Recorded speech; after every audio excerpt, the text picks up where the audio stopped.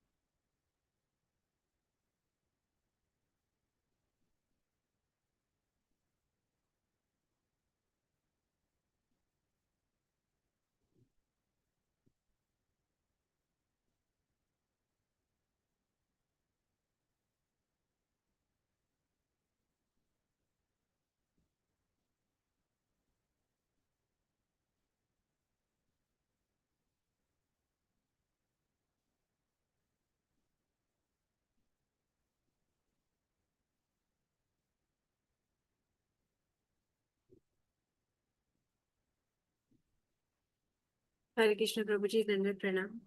दंडवत प्रणाम माता जी। हरे कृष्ण। दंडवत प्रणाम प्रभु जी। हरि बोल। दंडवत प्रणाम माता जी। दंडवत प्रणाम माता जी। हरे कृष्ण।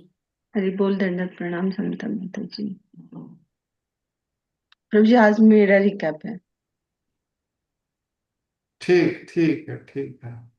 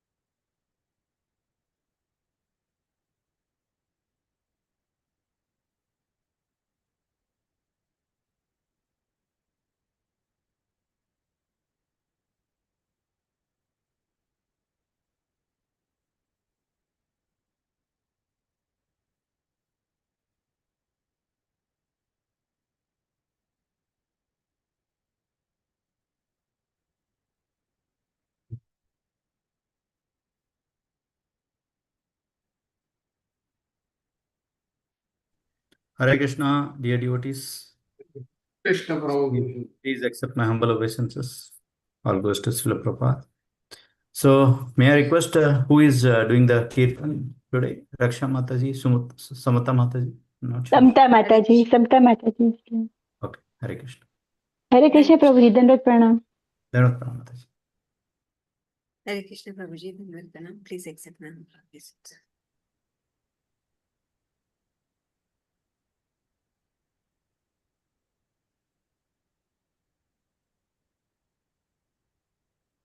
हरे Krishna.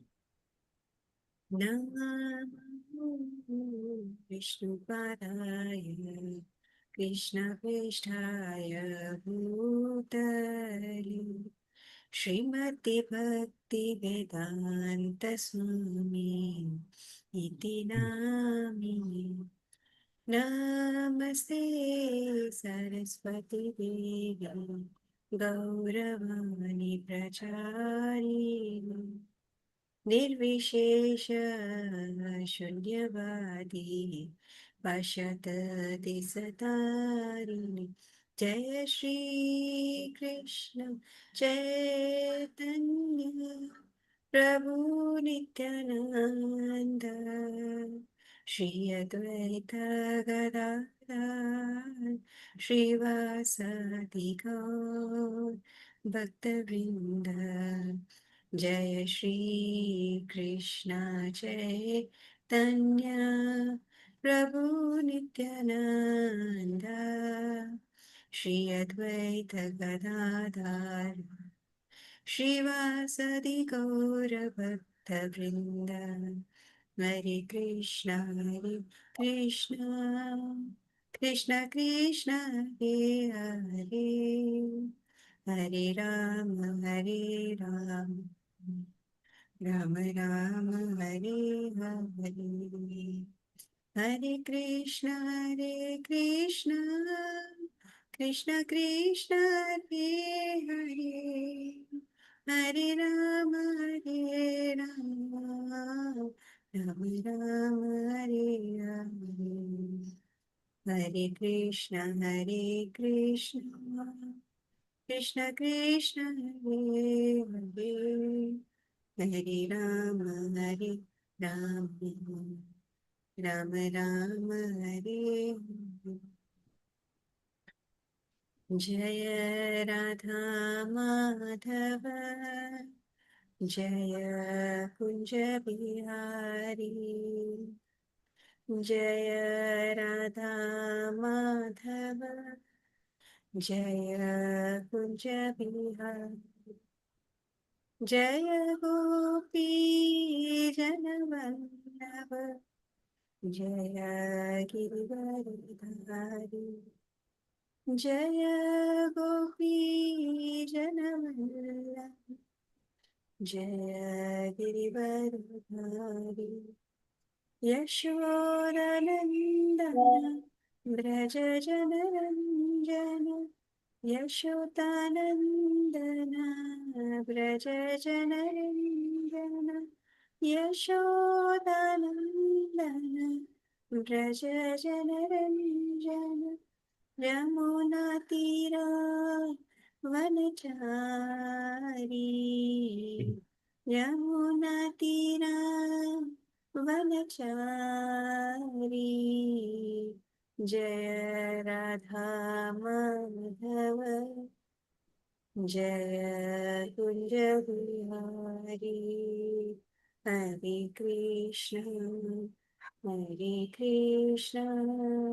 Krishna Krishna Hare Hare Hare Ram Ram Ram Hare Hare Hare Krishna Krishna Krishna Hare Hare Hare Ram Ram Ram Hare Hare Hare Krishna Krishna Krishna Hare Hare Hare Ram Ram Ram Hare Hare Hare Krishna. So today let's sing this beautiful song, this song of humility, Hey Mona Durmati by Sri Bhaktivedanta Thakur from Shannon. Please accept my humble obeisances. Jai Shri Prabhu.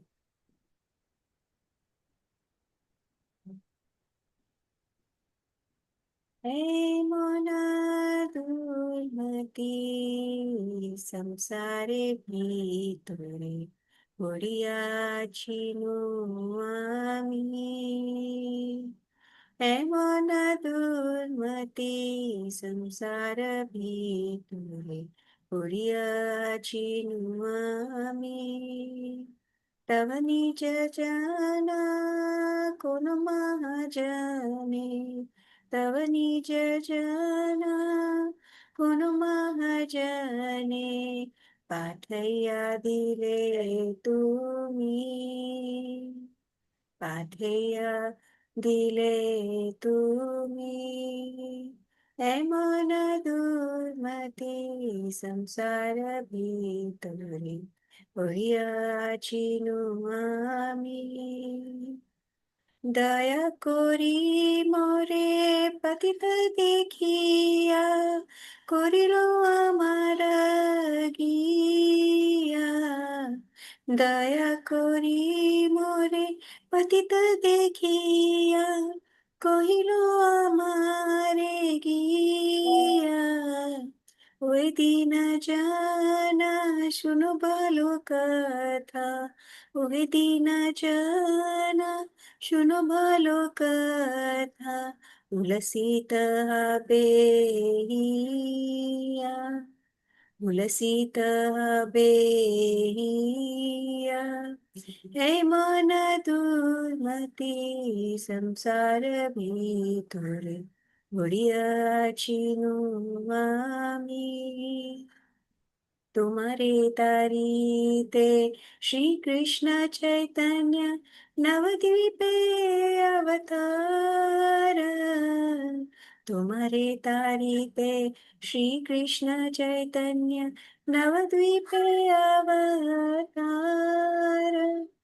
तुम्हें नो कोटो दिनहि न जाने तुम्हें no कोटो दिनहि न जाने করিলে না ভব পার করলি না ভব পার এমন দুর্মতি সংসার ভিতরে পড়িয়াছিনু আমি वेदेरा प्राचीन राखीबार तारे रूपवर्ण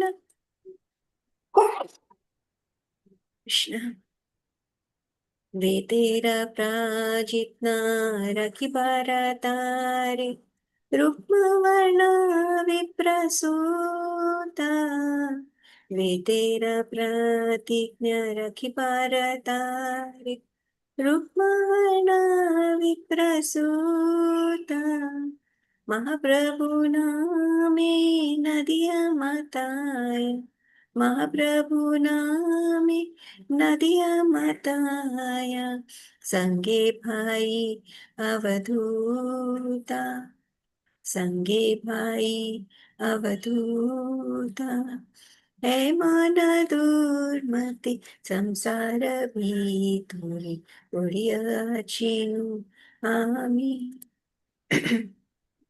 नंदसुत जिनी चैतन्य गोसाई निज नाम कोरी दान नंदसुत जिनी चैतन्य गोसाई निज नाम कोरी दान तारिलो जगत तुमियो जइया तारिलो जगत तुमियो जइया लोनिच परित्राण लोनिच परित्राण हे मन दुर्मति संसार भीतु পড়িয়াছিনু আমি সে কথা শুনিয়া আসিয়াছে নাথে তোমার চরণ তালে সে কথা শুনিয়া আসিয়াছে নাথ তোমার চরণ তালে ভক্তি বিনোদ কাঁদিয়া কাঁদিয়া ভক্তি বিনোদ কাঁদিয়া কাঁদিয়া আপনা কাহিনী बोले अपना कहिनी बोले ऐ मन दुर्मति संसार भीतु পড়িয়াছিনু আমি ऐ मन दुर्मति संसार भीतु পড়িয়াছিনু আমি Hare Krishna. Translation.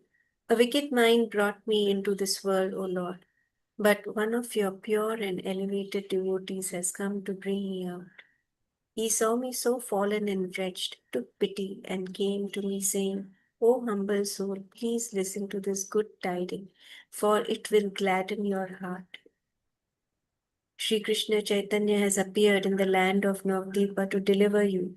He has safely conducted many miserable souls such as you across the sea of worldly existence. To fulfill the promise of Vedas, the son of a Brahma bearing the name Mahaprabhu of golden complexion has descended with his brother the Avaduta Nityananda.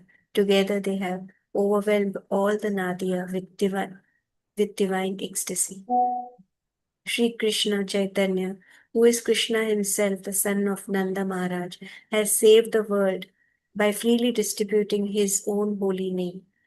Go also and receive your deliverance. O Lord, hearing those words, Bhakti Vinoda has come weeping to the soles of your lotus feet and tells the story of his life. Hare Krishna, Krishna Krishna, Hare Hare, Hare Ram, Hare Ram, Ram Ram. Thank you, Prabhuji, for the seva. Dandat Pranam.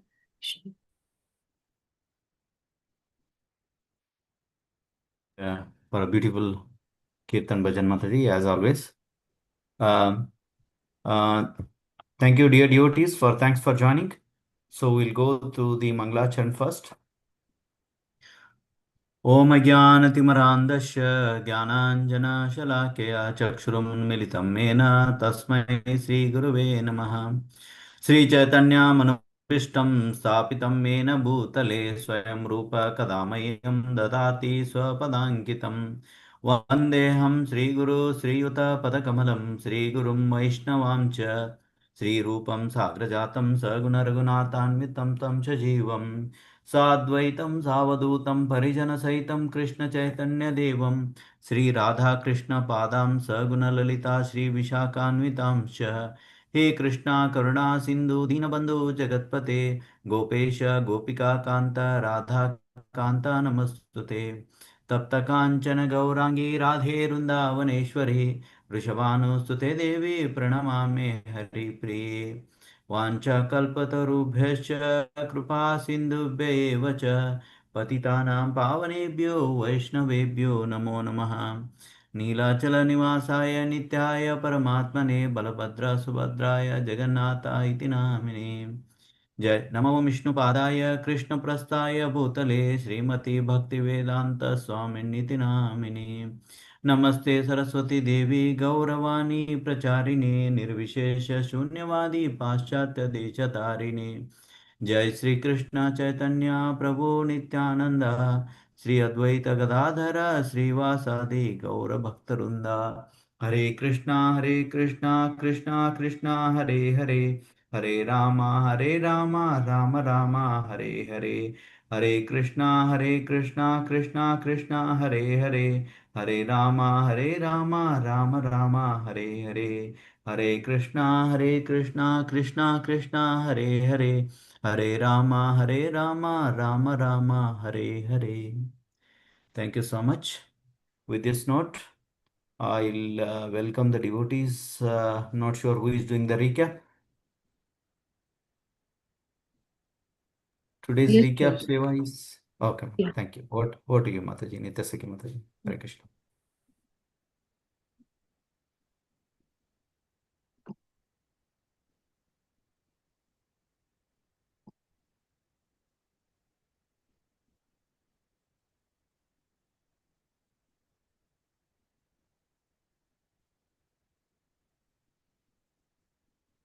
Yeah. So am I audible, Prabhuji? Yes, yes. Yeah. Yes, Mataji.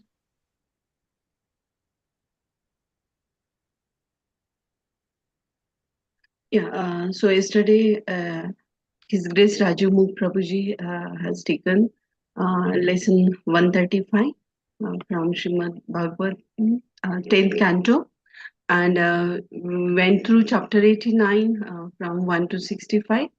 So Krishna and Arjuna retrieve Brahmana's sons.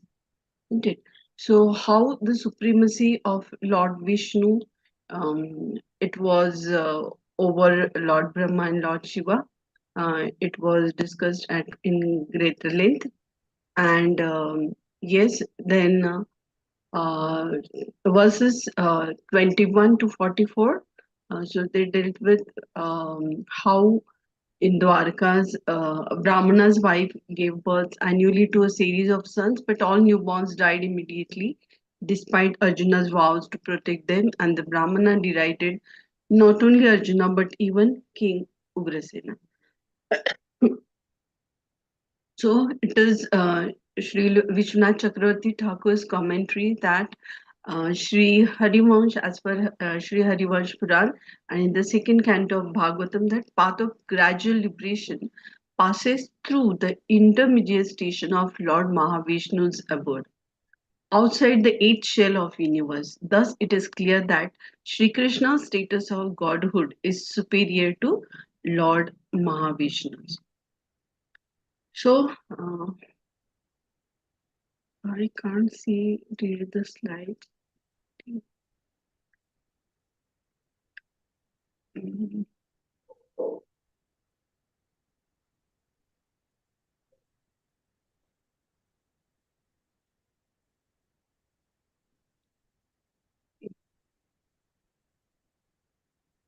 Yeah, so it was discussed by Brahmanas on the bank of river Saraswati that who is the supreme one, whether it's Brahma, Vishnu, or Shiva. So Bhrugumani refuted that. So it is Lord Vishnu who has the supremacy over Vishnu and Shiva. So over Brahma and Shiva. Brahma was his father, obviously, and Shiva. So, as compared to both of them, so he proved that Lord Vishnu is the supreme power as compared to um, Brahmaji and Shivaji. So, yeah. So, Brugmani went to Vaikuntha to taste Lord Narayana, going up to the Lord, who was lying with his head on the lap of goddess of fortune. So Bhrigu kicked his chest, but instead of becoming angry, both the Lord and his consort Lakshmi Devi stood up and offered respects to Bhrugumani and welcomed him. Please sit down and rest a while. Kindly forgive us, dear master, for not noticing your arrival. So when Bhrugumani went through this discussion, and yes, he realized that how Lord is humble, and yes, he proves the supremacy of Lord Vishnu. Yeah. So verses 1 to 20 from this out of 65 verses 1 to 20. So here we'll discuss the rationale that this Bhagavatam encapsulates the core themes vital to the Bhakti tradition. So particularly as interpreted within Gaudiya Vaishnavism, and it is the exploration paired with the philosophical significance. Yes, the initial debate of sages, it was there, and the ultimate origin is Lord Vishnu and is the pinnacle of devotion.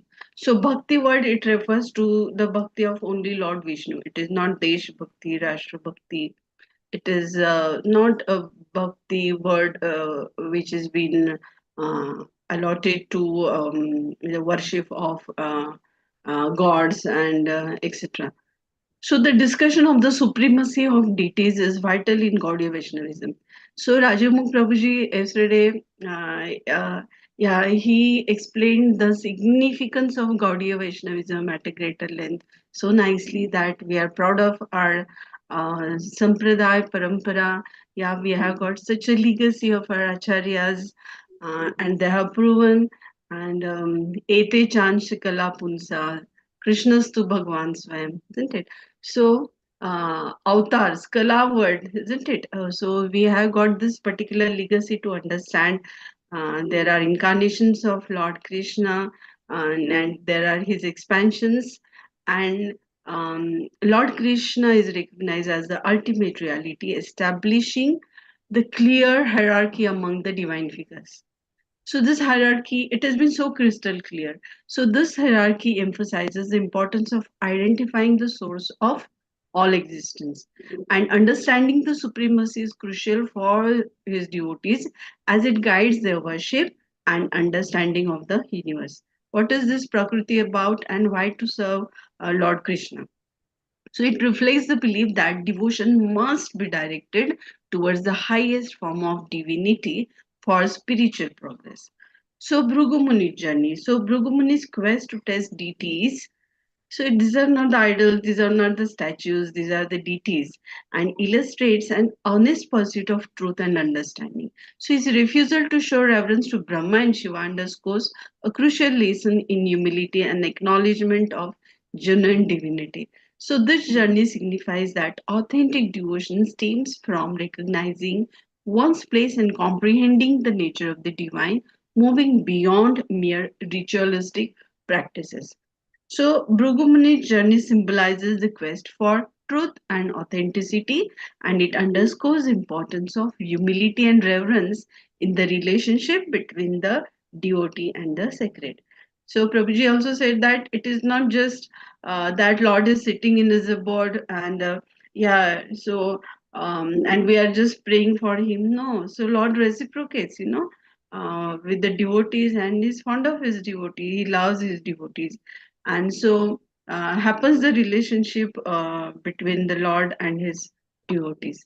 So it is so awesome in our bhakti tradition. So divine interaction. So bhakti is the highlight. So the exchange between Bhrigu and deities illuminate the essence of personal relationships with God. So there are personal interaction. Lord reciprocates. The Brahma's anger and subsequent restraint demonstrate the relatable qualities of deities, while Shiva's initial wrath and subsequent pacification by goddess Devi reveal the emotional depth of divine interactions. So it is at material platform comparatively, and Bhrugu's actions illustrate the personal and relational aspect of divinity. So Brahma's anger and Shiva's forgiveness highlight the dynamic nature of these relationships. So Bhakti is the path of loving devotion to a personal God, which emphasizes that God is not an abstract, impersonal force, but a personal being who engages in relationships with his devotees. So this interaction reflects the belief that divine is accessible and responsive, encouraging devotees to approach God with love and devotion, fostering a deeper emotional connection. So Lord Vishnu's in this Lord Vishnu's reception, yes, we can see that on the spiritual path, while we are growing spiritually, recognizing one's shortcomings and relying on divine grace that is required for purification and redemption.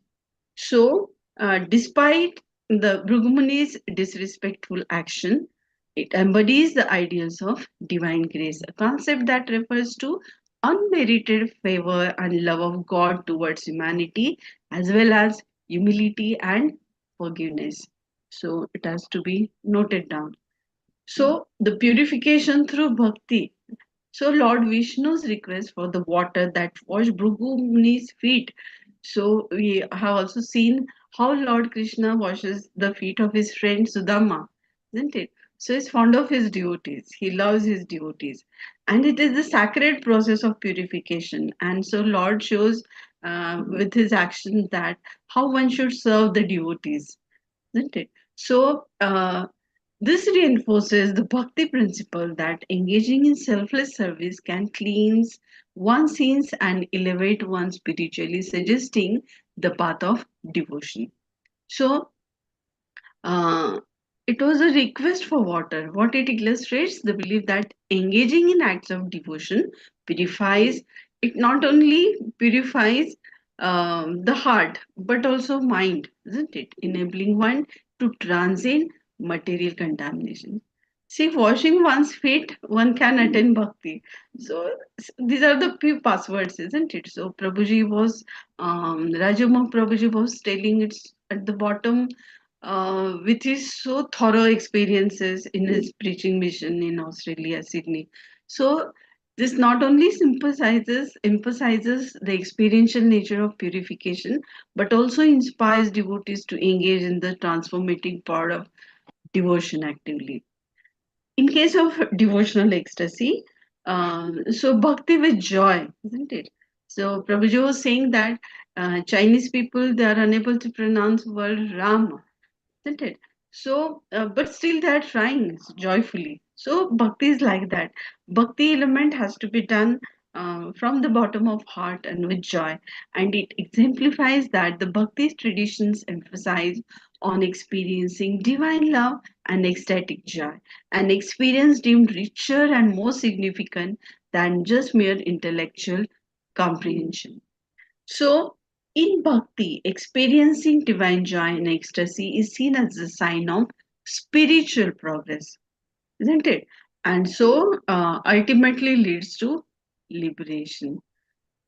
In conclusive realization, the sages' collective recognition of Vishnu as the supreme deity after hearing Bhrugu's testimony highlights the transformative power of shared spiritual experiences. So, this collective acceptance of Vishnu as the supreme deity by the sages represents the power of shared spiritual experiences and community in bhakti.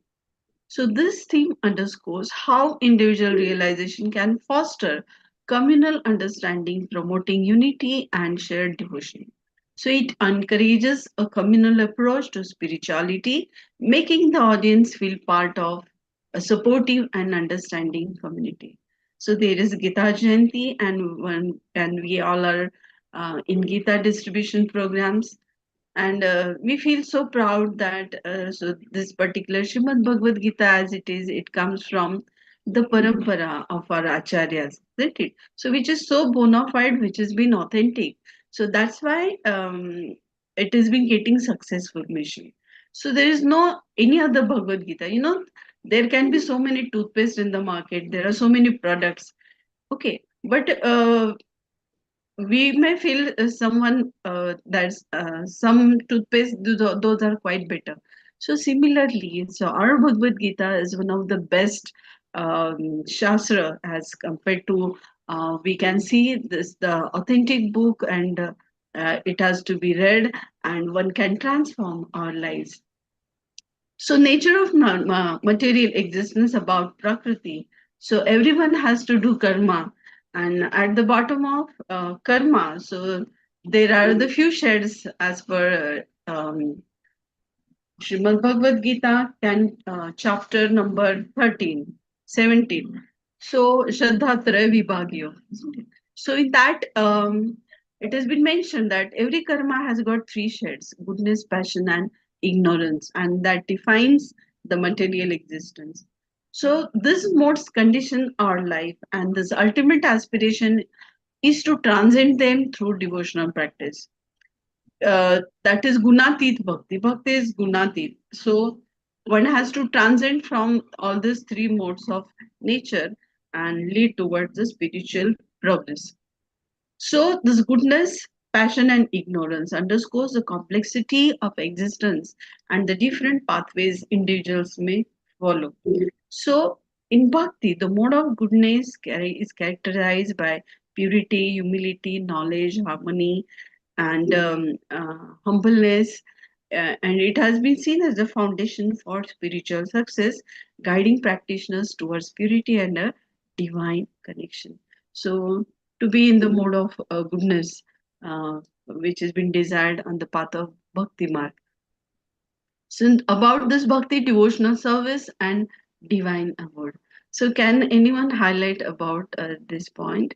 As per Gaudiya Vaishnavism, yeah, we do give vital importance to personal relationships with divine, the transformative nature of devotion, and the overarching goal of achieving unity with God through His loving service.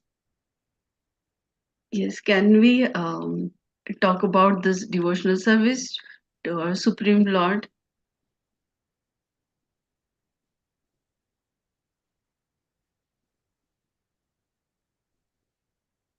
Hare Krishna Mataji, Dandavat Pranam. Sabda Mataji, yes. So, in our Gaudiya Vaishnava Parampara, we basically we have we try to come closer to the Lord. We try to develop a personal relationship with Him, so that out of love and humility, so that He accepts our services, and it is a reciprocal relationship wherein the divine interacts, communicates with the devotee. So it is not something abstract or one-sided. Yes, yes. And our aim is to go to the divine abode, that is Goloka Vrindavan. Yes. Yeah. So our ultimate aim is to achieve Golok Dham, isn't it? And serve Lord. We do sevas, we do sadhana, nitya jap, nitya dharana, chanting of His holy name, Vaishnav Sang, okay, that to follow in our ISKCON and in our Gaudiya Vaishnavism. And we try to establish our personal relations with the Lord. So, uh, yeah, so it helps us to get liberated from the material bondage and get connected with bhakti. So nice. Thank you, Samta Mataji. Yeah. So these are few questions. How do the different modes of material nature impact an individual spiritual journey in practical terms? The first question. How does different modes impact on our spiritual journey?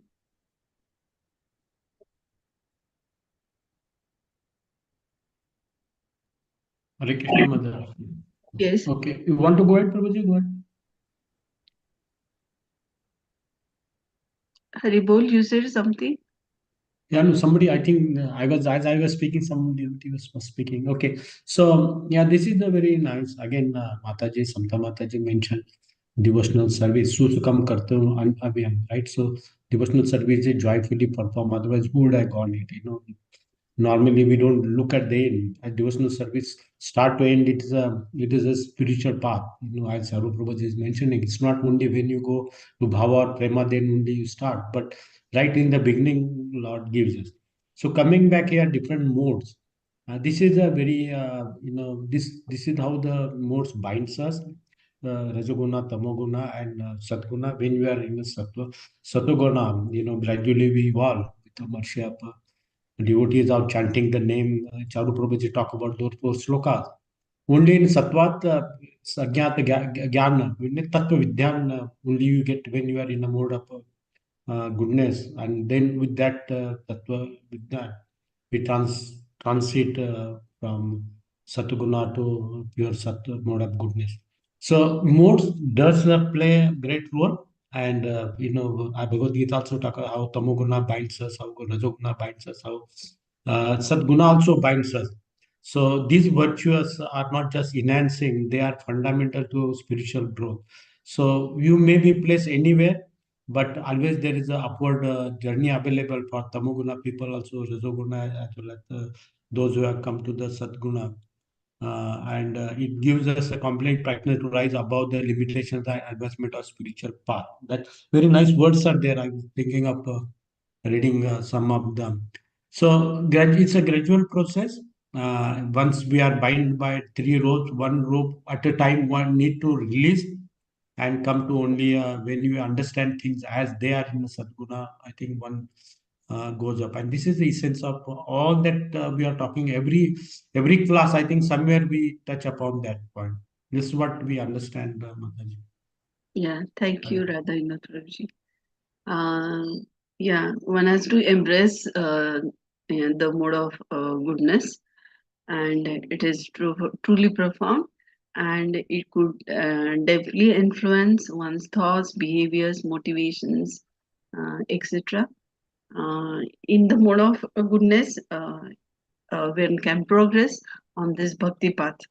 So, second one is, in what ways can devotees actively cultivate the qualities associated with goodness to enhance their spiritual practice? So yesterday, Suraksha Mataji recited shloka, Dadati prati gruhnati guhyam akhyati prukchati bhunte bhojayate chaiva shadvitir priti lakshanam.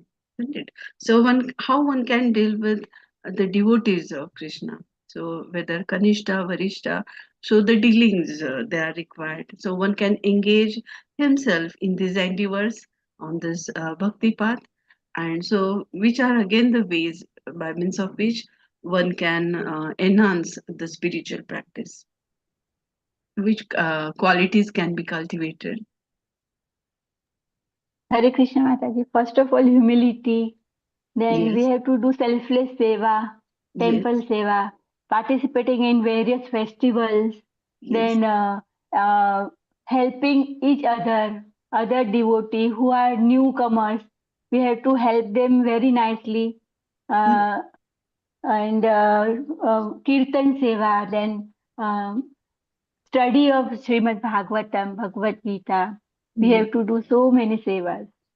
yeah. Like that, we can cultivate our spiritual journey.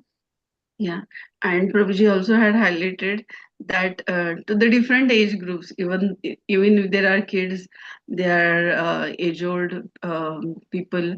Okay, one should have say guidance for them, mentoring sessions for them. One should try to understand those sectors also. You know, uh, so one should take care. So devotee care. So that has been also required, and it has to be taken up by the devotees themselves. So then only congregation will build up, and in this preaching mission, that is also very much desired. So as to have the supportive community, and the supportive community will not only enrich our personal practice, but will also foster a profound sense of connection. One feels connected, and yes. So thank you, Raksha Mataji.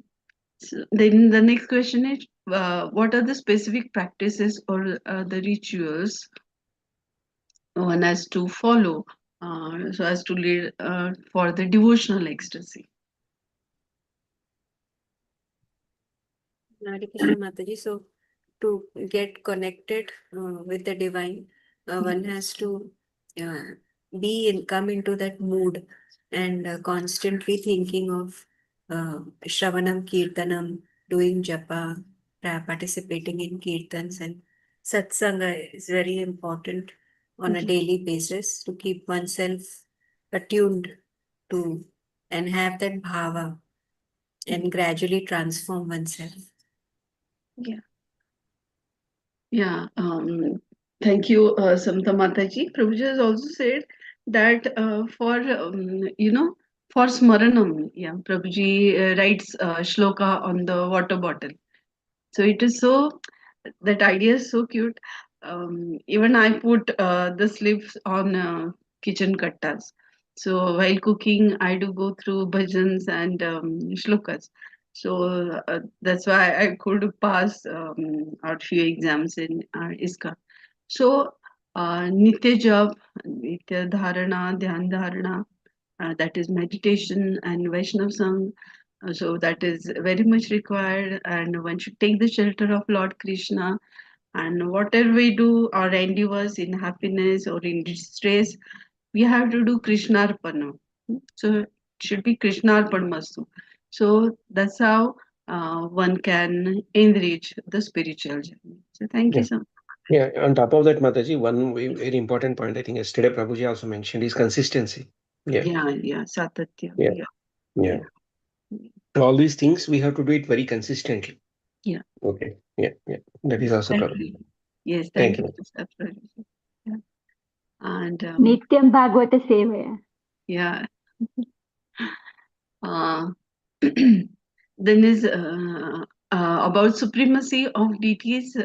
It was discussed how Lord Krishna is supreme, and in Gaudiya Vaishnavism, it invites devotees to appreciate the distinctive qualities and roles of various deities, fostering enlightenment and a deeper spiritual comprehension. Ultimately, this insight guides our devotion to the Supreme Being, emphasizing the essential personal relationship with Krishna as pivotal for genuine spiritual progress. So it highlights that how bhakti is central tradition in Gaudiya Vaishnavism, and it focuses on the supremacy of Lord Vishnu, and that is ultimately Lord Krishna.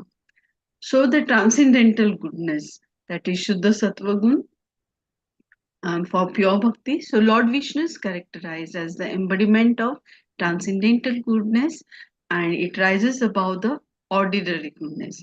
So the concept of Shuddha Sattva surpasses the conventional understanding of three modes of nature, that is Sattva, Rajas, and Tamas. And it reinforces that divine nature exists beyond duality and can be accessed through genuine devotion. So, in the role of devotion, bhakti, and in Sattvaguna, so the transformative journey it asserts about, and bhakti represents the most potent avenue for spiritual advancement. So it highlights its integrative essence, and this journey is not solely personal but unfolds as a holistic spiritual practice which connects devotee with a broader spiritual community. So it accentuates the path of bhakti is not merely a means to an end, but an enriching end in itself, cultivating a profound, loving relationship with God and fosters a sense of belonging within larger spiritual family. So, Sattva Guna and divine affection. In this text, there is intriguing dynamics between Lord Vishnu's transcendental nature and his affection for those embodying the mode of goodness. While Vishnu exists beyond the three gunas, his merciful essence irresistibly draws him towards those who nurture their inherent goodness, which in turn fosters their spiritual advancement. So, the interplay between the modes of nature, sattva, rajas, and tamas, the divine affection reveals a profound connection between the material and spiritual realms. And yes, it is compelling the insight that which inspires practitioners to actively develop their virtues, creating an environment that nurtures spiritual growth and deepens their sacred connection while acknowledging the ultimate transcendence of the divine.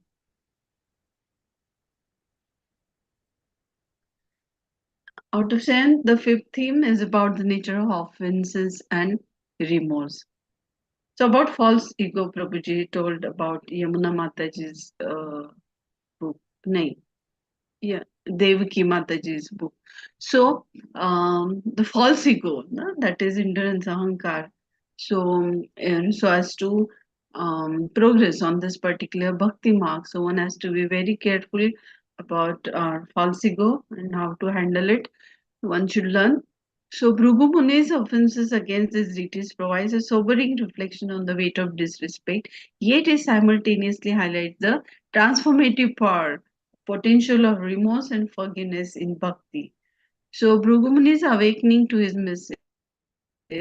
mistakes paired with Lord Vishnu's compassionate response powerfully illustrates so as to elevate the spiritual journey and reaffirming the profound truth that divine love transcends our apparent faults.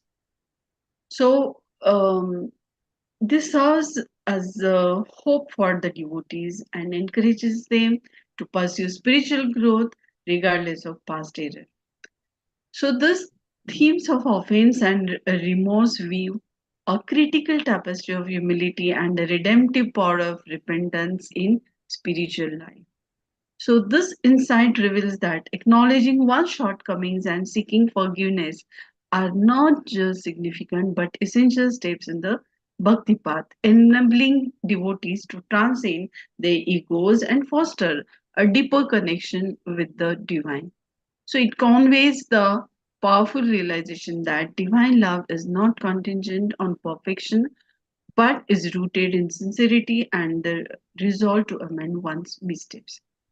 So, one should speak carefully, one should utter the words carefully, one should behave properly, Vaishnava etiquettes. So, these are very much desired so that one can lead on this bhakti path. So, the discussion about the company of devotees, that is sadhus, and the divine association in Vaikuntha emphasizes the necessity of being surrounded by pure beings. So, one has to cultivate the virtues in this divine association. And the conclusion is that bhakti is the primary avenue toward attaining the supreme being. And it illustrates the qualities of mercy, forgiveness, the necessity of cultivating goodness, and it reaffirms the foundational tenets of Gaudiya Vaishnavism, which prioritize personal relationships and fervent devotion to Krishna over impersonal philosophies, and it illuminates the intricacies of devotion, and it has got the transformative capacity of dedicated spiritual practice. So the three questions uh, were discussed. The first question: what specific practices within bhakti can deepen the personal relationship with Lord Krishna? The first question on the slide. So we have to involve in bhakti practices, Mataji. Okay, Yeah. that will help ourselves to completely immerse in Yeah. Krishna. Yeah, so the transformation processes like hearing Bhagavad Gita, Bhagavatam, and then doing japa very sincerely. That's very important. Radhanath Maharaj, very always, many times, he says that what is the one quality which is required is sincerity. Yeah. So if you could practice that, okay, we will get that relationship, okay, with the divine couple. Yeah. So And nice. there are too many points to add. Okay, I will let others to also to add. It's a very, very wonderful question. Yeah. Thank you. Heartfelt prayers, meditation, Yeah. and surround yourself with the community. So in a communal, you get more knowledge, and your heart becomes pure, and you always remain in sataguna due to that. Yeah. Fostering and spiritual. So this fosters our spiritual growth. Yeah. Yeah. Yeah, Hare Krishna Mother also. Yeah. All those points mentioned are very critical. Starting with the humility, sincerity, honesty. Again, many things are there, but at the end, how we connect with our Lord, right? Everybody has got its own connect with our Lord. Krishna, one thing it doesn't understand. You will be sincere, you will be everything, but your Annabhilashita. He doesn't want your shelter anywhere else. Even if you have 99% shelter on Krishna and 1% somewhere else, Krishna overlooks that. So you have humility, you have sincerity, everything. But that Mirabai is the song every time they say, "Mera to Girdhar Gopal."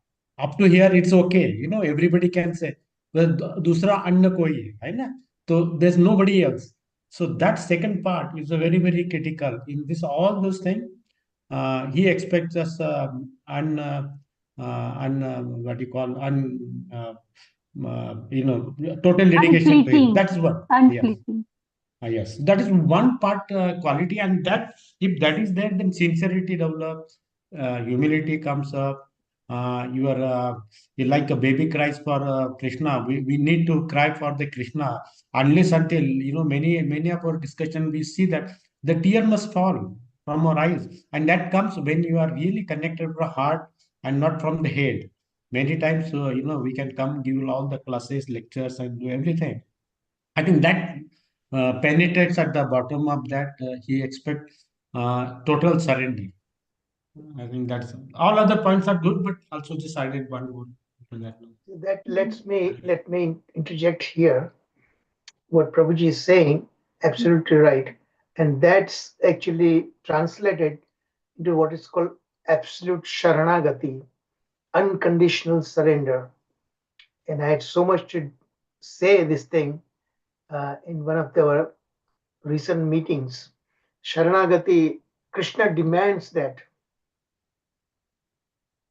absolute sharanagati, Yes. surrendering process. Yeah. Yeah. It has been there in seventh, eighth chapter of Srimad Bhagavad Gita. So, who is Brahmanishta? The one who takes the shelter of Lord Krishna is called as Brahmanishta, isn't it? And yes, thank you, Prabhuji, Charu Prabhuji. Yes, one has to take the shelter of Lord Krishna always. And what are the endeavors we are doing? We have to offer to Lord Krishna. And there are 64 angas of bhakti. We have been taught in ISKCON, and so we are so fortunate that we can do bhakti by any means or any ways we can do this bhakti by this different means. So thank you, Prabhuji. So how do the qualities of compassion and forgiveness in divine nature manifest in the lives of devotees? So that Hare Krishna Mataji, Yeah, very good. so the qualities like a compassion, forgiveness, empathy, okay, these play the vital role, Mataji. Yes. Okay, okay. The nature of manifest of the lives of the devotees. We have to practice this. Okay, we have to listen Bhagavatam. Okay, possibly every day. Okay, and then get the qualities from the pure devotees. Hare Krishna. Yeah. And Anyone? Most important thing माता जी की थी, Yeah. जो हमें ज्ञान मिला है वो हमें दूसरे को भी देना चाहिए. Yes. जितना हम ये स्प्रेड करेंगे तो हमारा भी ज्ञान बढ़ेगा. Yeah. And we'll become dear to Lord also. No? Yes. Yes. Yeah. So it not only cultivates personal growth but also spreads positivity and love in the world, isn't it? So, yeah. So one should celebrate it as a festival of gratitude, isn't it? So forgiveness and compassion and humility, okay, humbleness. So that is so much desired on this path of bhakti. So, what are some practical ways to transcend the modes of nature in daily life while cultivating devotion to Krishna? How one can transcend the modes of nature? So, Mataji, here it is mentioned by practicing mindfulness and self-reflection. The power of Maya is very strong, and anybody can get swayed away by it. So, we have to be mindful and reflect about what is the true objective of life and try to walk on that path that is being shown by our acharyas to us. It's very important to be alert, vigilant, to uh, try to uh, scrutinize as to what is life about and where I have to go and what I should be doing. So it has to be completely presence of mind should be there. Otherwise, we'll also get carried away. Yeah, yeah. Yes, thank you, आता Samtama. जी most important thing, Yeah. शुद्ध आहार, सात्विक आहार Mhm. And सात्विक thoughts. Mhm. शुद्ध विचार भी होने चाहिए. वो जब भी हम आहार अच्छे लेंगे तो, और जो पर्टिकुलरली जो नियम बताए गए हैं उसको अच्छे से फॉलो करेंगे तो हम ज्यादा से ज्यादा सत्व गुण में रहने की सफलता प्राप्त कर सकते हैं. Krishna Prasad. Krishna Prasad. Yes. Yes. Yes. Yeah, Even the and company which we keep. yeah. Good. Yes, Mataji. Even the company which we stay together, that keeps very important role. Yeah, yes, Harsha Mataji. Yeah, so it will lead to the fruits which are much more significant than the fruits of Dan, Tapasharya, isn't it? Vedadhyan. So these endeavors, what we are doing so as to please Lord Krishna, and we do Krishnarpan, we do take shelter of Krishna. Whatever endeavors we do, we keep at the center our Lord Krishna. So it will bring us so nice fruits, and that will lead to his dham, which is Akshar, isn't it? So it is the okay. So it is so transcendental things so as to discuss, and it is so eternal. His dham is, and one can attain it. The next is fourth question. What specific practices can one engage in to cultivate virtues in alignment with divine affection? So, as just now Mataji said, in self-reflection, that will allow our personal growth, while acts of service firmly root us in compassion and kindness. To be in the mode of goodness is always better on the spiritual path and for the spiritual leaders. Fifth question is, how does the concept of divine grace manifest in the lives of individuals who have experienced significant offenses. For those who have faced significant offenses, the manifestation of divine grace can be profoundly transformative. So, this grace often appears as invaluable opportunities for repentance, healing, and profound personal change. And the moments of deep introspection may spark a sincere desire to evolve. So, supported by a compassionate community that fosters forgiveness. So, personal encounters with the divine through heartfelt prayer or reflective practices are catalytic for restoring faith and propelling one forward on the spiritual path. What are the practical steps to foster a supportive spiritual community that aligns with the ideals of bhakti? So, establishing the core values of respect, compassion, and encouragement that will guide every interaction, ensuring the community thrives in alignment with the spiritual ideals. So, um, these were the 6 questions. Then is the suffering and divine justice. There are 6 themes. So the in this 21 to 44 verses. So suffering and the divine justice. So then is the devotion and faith. So in suffering and the divine justice. So Brahmana's grievances directed at King Ugrasena symbolize the failures of early rulers in fulfilling their sacred duties and leading to the sorrow of their subjects. So this theme, there is a story also that was dealt with, and in context with that story, so here we are discussing, and it underscores the intricate relationship between karma and dharma within the bhakti framework, and the brahmana suffering exemplifies um, how his child were getting dead. So it exemplifies the complexities inherent in material existence, where justice is often obscured. So it serves as a powerful reminder that divine justice transcends human understanding, and that suffering can catalyze spiritual growth and a deeper reliance on divine grace. So his plight encapsulates the belief that the true justice lies ultimately in the hands of Supreme Being, highlighting a vital role of patience and faith during the times of adversities. So one should remember this. And genuine devotion, the individuals can transcend material constraints and forge a connection with the divine, reinforcing the belief that love and devotion to God represents the ultimate pathway to spiritual upliftment. Then the third and fourth theme, they're about heroism and divine empowerment. So how Arjuna dealt the problem of Brahmana so as to secure his son, and the nature of reality and illusion.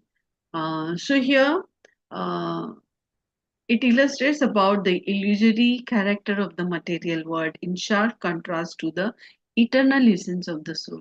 So the Brahmana's reaction, a deep-seated struggle between faith and despair, resonates with the challenges that we as devoted seekers frequently encounter in our attempts to comprehend the divine plan amid our own suffering. So there are Lord's plans. We may not know what are the plans for us. And yes, it navigates the distinction between material and spiritual realms, echoing vital concepts in bhakti philosophy regarding the transitory nature of the material world and the transcendence of this eternal world. The divine intervention and the role of supreme personality.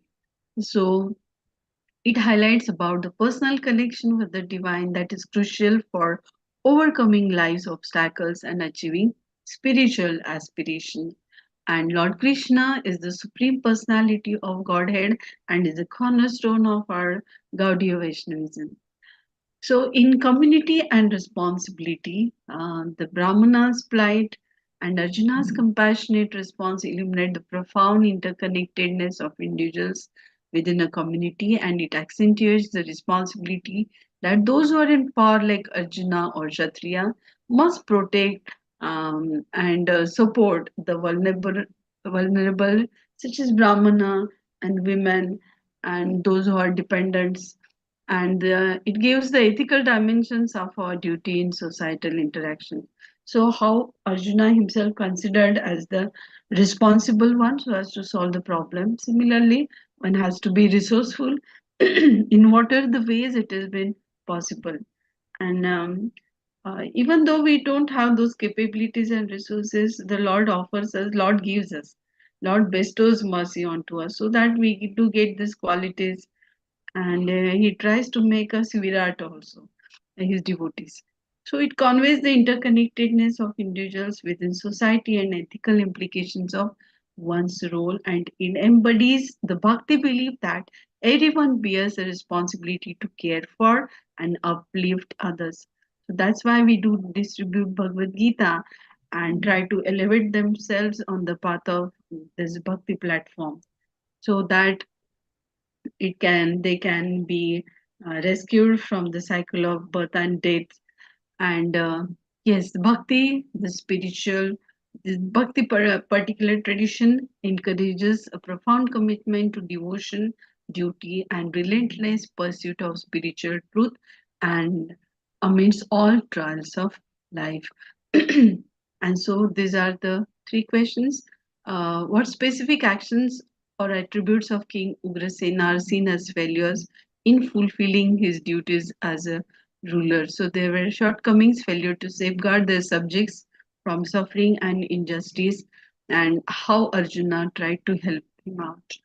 So, how does the concept of karma interact with the Brahmana suffering, and what lessons can be drawn from this relationship? The interplay between karma and Brahmana suffering reveal a profound truth. Every action carries consequences that shape our lives, and it illustrates that the suffering can serve as a powerful impetus for spiritual progress. So, in what ways can devotees actively cultivate the kind of unwavering faith and devotion is exemplified by Arjuna in the life of this Brahmana? So, to nurture unwavering faith and devotion akin to Arjuna's devotees, they are also merciful and can immerse themselves in consistent spiritual practices like prayer, meditation, and study the Shastras and help others to come out. And yes, it is the last slide. Question 4, what specific teachings or practices within Bhakti philosophy can help devotees cultivate discernment in the face of suffering? So, amidst the suffering, distress, one should engage himself or herself in offering this invaluable support in this spiritual progress and overcome life's challenges. So, how does Arjuna journey and search for the Brahmanas and reflect the broader quest for spiritual truths in everyday life? So, this journey encourages us to forge meaningful connections and seek divine guidance as we pursue our own spiritual path. So, in what ways can individuals embody the responsibilities of leadership and community support in contemporary society? So, in whatever ways it has been possible, so one should try to be resourceful, one should try to be humble, show compassion, and show social responsibility, and lead the pursuit of spiritual progress. So, thank you very much. Hare Krishna. Thank you, Raju. Thank you, Mataji. Thank you. Thank you, Nityasaki Mataji. Thank you so much for a wonderful recap. It is, I felt that it is another one class, so you covered everything. Even I left many things. So you have covered so nicely, Mataji. Thank you so much. Very nice.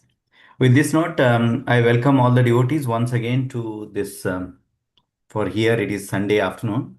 So I welcome Sunday afternoon advanced Bhagavatam class. Then without further delay, I'll quickly share my screen and we'll jump into we already done the Mangalachan.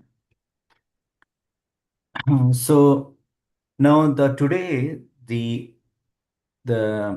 my part in the last part of the chapter number 89 of the 10th canto, from the 45 to or 44 to 65, the last part of the lesson we are going to do today. Before that, I'll give highlights what actually it is there in this section. You know that one Arjuna not able to find the Brahmana sons, and he decided to enter the sacred fire, having failed to keep his promises to the Brahmanas, Dwaraka Brahmana. That time, Lord Krishna said, "Don't worry, I'll show you the Brahmana son. So please don't despise yourself like this." So this way, having thus advised Arjuna, the Krishna had personality of Godhead had Arjuna join him with his divine chariot. Together they set off towards the west. Then the chariot passed over the seven islands and the middle of the universe, and each with its ocean and its seven principal mountains. Then it crossed the Loka boundary and entered the vast region of a total darkness. In that darkness, chariots, horses, Saibya, Sugriva, Megapushpa, Balaka lost their way. Seeing that, the Krishna, Supreme Personality of Godhead, sent the Sudarshana disc before the chariot. The Sudarshana disc is like 1,000 suns. It was giving the light to the horses. Then the Sudarshana was showing the path to the chariot, and the chariot was just following the Sudarshana chakra. Then from that reason, they enter the body of the water, resplendent the huge waves being the churned by the mighty wind. Within that ocean, Arjuna saw the amazing palace were more radiant than anything he had ever before seen. Its beauty was enhanced by the thousands of ornamental pillars bedecked with the brilliant gems. In that palace, he seen the awe-inspiring serpent Anantashesha. He seen Arjuna. He shone the brilliantly with the radiance emanating from the gems of the thousands of hoods, reflecting from the twice as many fearsome eyes. He resembled white mountain Kailas, and his necks and tongues were a dark blue. Finally, on that Ananta Shesha, he seen the Mahavishnu darshan. He has looked at it.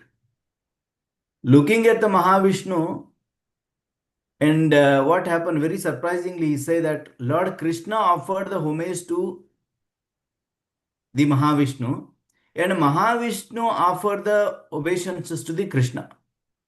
Arjuna, astonished at the sight of the Lord, Mahavishnu bowed down to Krishna as well. Then as two of them stood before him, they joined the palms.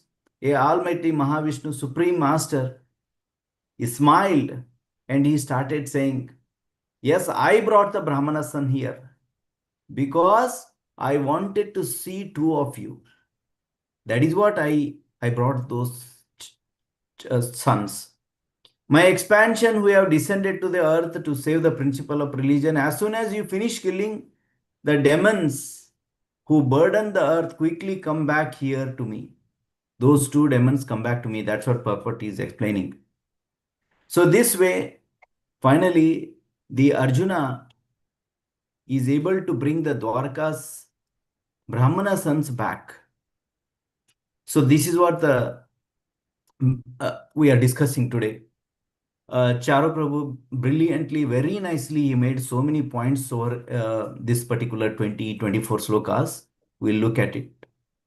The first one is supremacy of a Krishna. At the heart of Gaudiya Vaishnavism lies the glorification of a Lord Vishnu, particularly emphasizing the Krishna's unparalleled status as the supreme Godhead. As I always said that in the yesterday class also we discussed, we are so blessed to come under the shelter of the Gaudiya Vaishnavism. Because when you look at this, we have been, with the help of Charu Prabhu, we are able to study so many beautiful scriptures in this so nicely. Who is decorating the Krishna's flute? Who is making the Krishna's flute? Who is decorating Krishna's hair? Who is making the Radharani? Every names is given means what? We are literally touching the Golokadam and coming back, though we are in this material world. This type of layer by layer knowledge is given by our acharyas, 6 Goswamis, and Vishwanath Chakravarti Thakur, like many acharyas, Srila Prabhupada. So this gem is available in the Gaudiya Vaishnavism. So Sharad Prabhu other day, a few last year or so, or he shared that Baldev Vidyabhushan's how that Lord Govinda directly came and gave this Govinda Bhashya. This Acharya is coming just a couple of 100 years before. That is a Baldev Vidyabhushan. So that is a credibility of the Gaudiya Vaishnavism. And in that lineage, we are here. We are so fortunate, no doubt about this one. So we'll never, ever, ever look back, think of, am I doing a wrong or something like that? No, never. So we are so fortunate to come under the shelter of Srila Prabhupada and under the guide of Gaudiya Vaishnavism's umbrella. And here, in this every Acharya, sir, he is saying that recognizing the Krishna supremacy is not a mere philosophical concept. It is a foundational of a true devotion. This is what the holding point they are again and again explaining. Number B states, Krishna's epitomize the ultimate reality Brahman and the personal deities Ishvara, embodying a duality that is essential for devotees. While the absolute is formless and transcendent, Krishna's personal aspect allow for loving transformative relationship.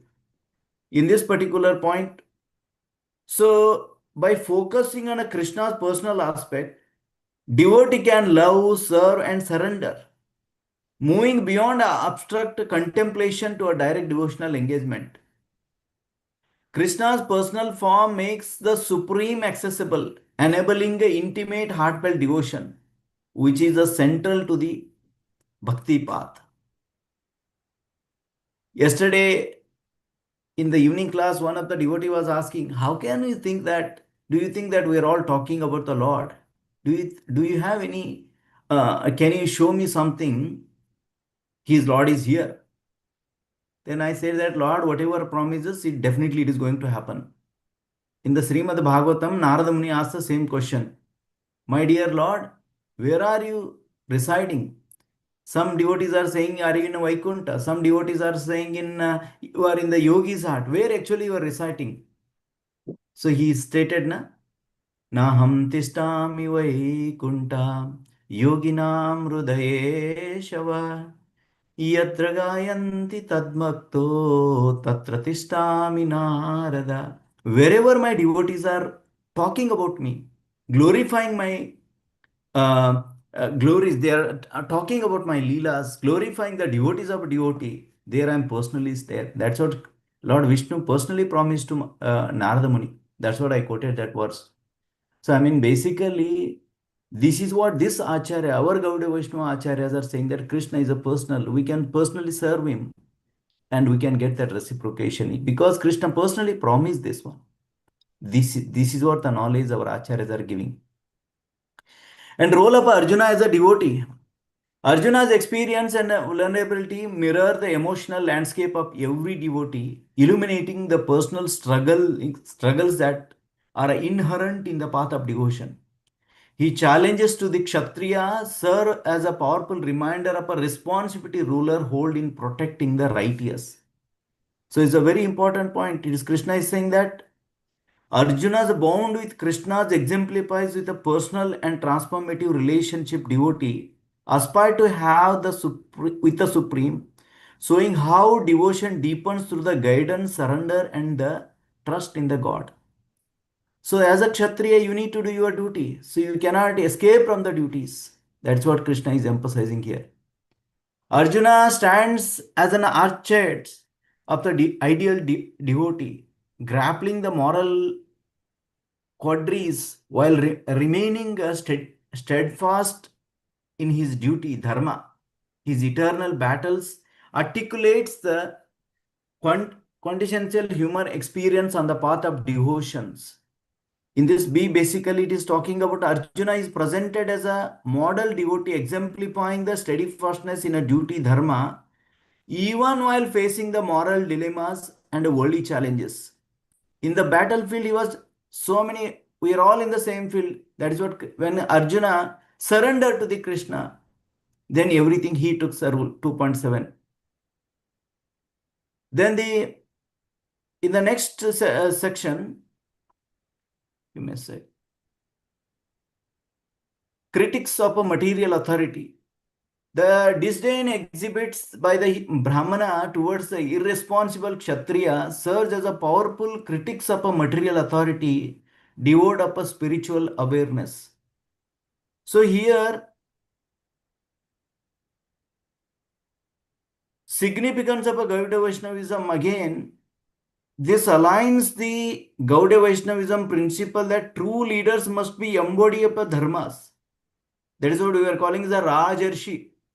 Outside he is a Raja, inside he is a Rishi. So, and act of harmony with the Krishna guidance. True leadership is measured not by material strength or dominance, but by a righteous action, protection of the virtuous, and alignment of the divine principles. In the Sanskrit literature, there is a two names are coming. One is Dhanavan, another one is Srimanta.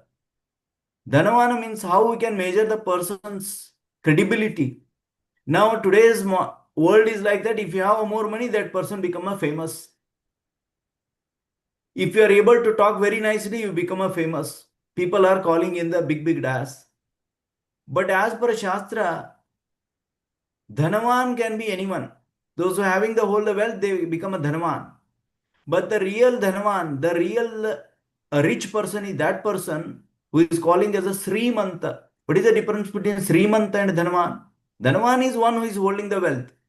But a Srimanta is one who is holding the Krishna in his life. If that qualities are not there, he is not a Dhanavan. He is not even a rich person. That's what 4th canto of Srimad Bhagavatam also states. So that is how our Gaudiya Vaishnava Acharyas are pointing out. The real strength is that one. He is a protection of the virtues and giving this Krishna consciousness to everyone. He is a real person. He is a real leader. The number B talks about the condemnation of the Kshatriya, illuminates the notion that material authority without spiritual consciousness is inherently empty. Inherently empty.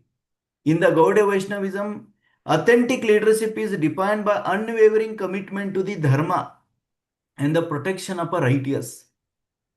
There is a one particular thing comes into mind in the 6th canto of Srimad Bhagavatam, 14th chapter, when Chitraketu Maharaj situation while explaining Prabhupada write this one in the purport.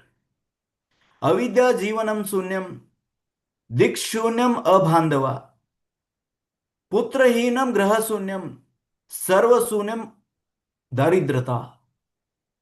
So why Chitraketu Maharaj married 10 million wife? It took almost 30,000 years. That's what Acharya comments. Why he did that one? He might probably stick to this verse. It's saying that avidya jivanam sunyam. If the knowledge is not there, his life becomes empty. What knowledge? The real knowledge is I am not this body, I am the soul. I am the servant of the Lord. This knowledge is not there, means this person's life becomes empty. Dikshunyam abhandava. If I have a millions and millions of dollar home, if I don't have a place for worship, if I am not able to call the devotees to my home, that home is no more than it is an empty home. And the third one he states, Putra hinam graha sunyam. If I don't have the putra, this home, this house become empty. That is what Chitraketu Maharaj, he stuck there. That's why he started marrying a 10 million wife to get the offspring. If you would have read the 4th line, he would have not this on. He said that Sarva Sunyam Daridrata. Everything is Shunya if it is a Daridrata. Daridrata means what? Krishna explains in the Uddhava Gita. Daridrata asantosha. So if the asantosha is satisfaction is a real wealth, that's what Acharya states. If satisfaction is not there, that is a daridrata in our life. We already discussed three things we always happy and three things we should not be happy.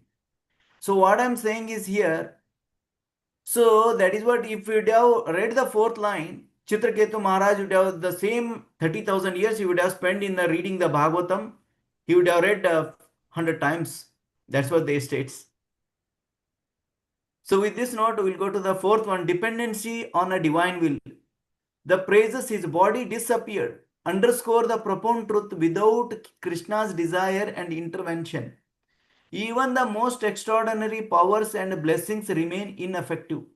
This highlights the essential theme of the divine grace and the understanding that true strength resides in the surrender to the Krishna. I mean, commitment to dharma, upholding the moral, ethical, and spiritual principles, protection to righteous, ensuring the safety and well-being of a devotees and virtuous people. The power without spiritual guidance is a hollow. The ideal is a service-oriented moral responsibility and leadership inspired by the devotion to Krishna. That's what the Acharyas are saying here. The necessity of a divine intervention for a protection speaks a volume about the concept of a grace, kripa, in Bhakti philosophy.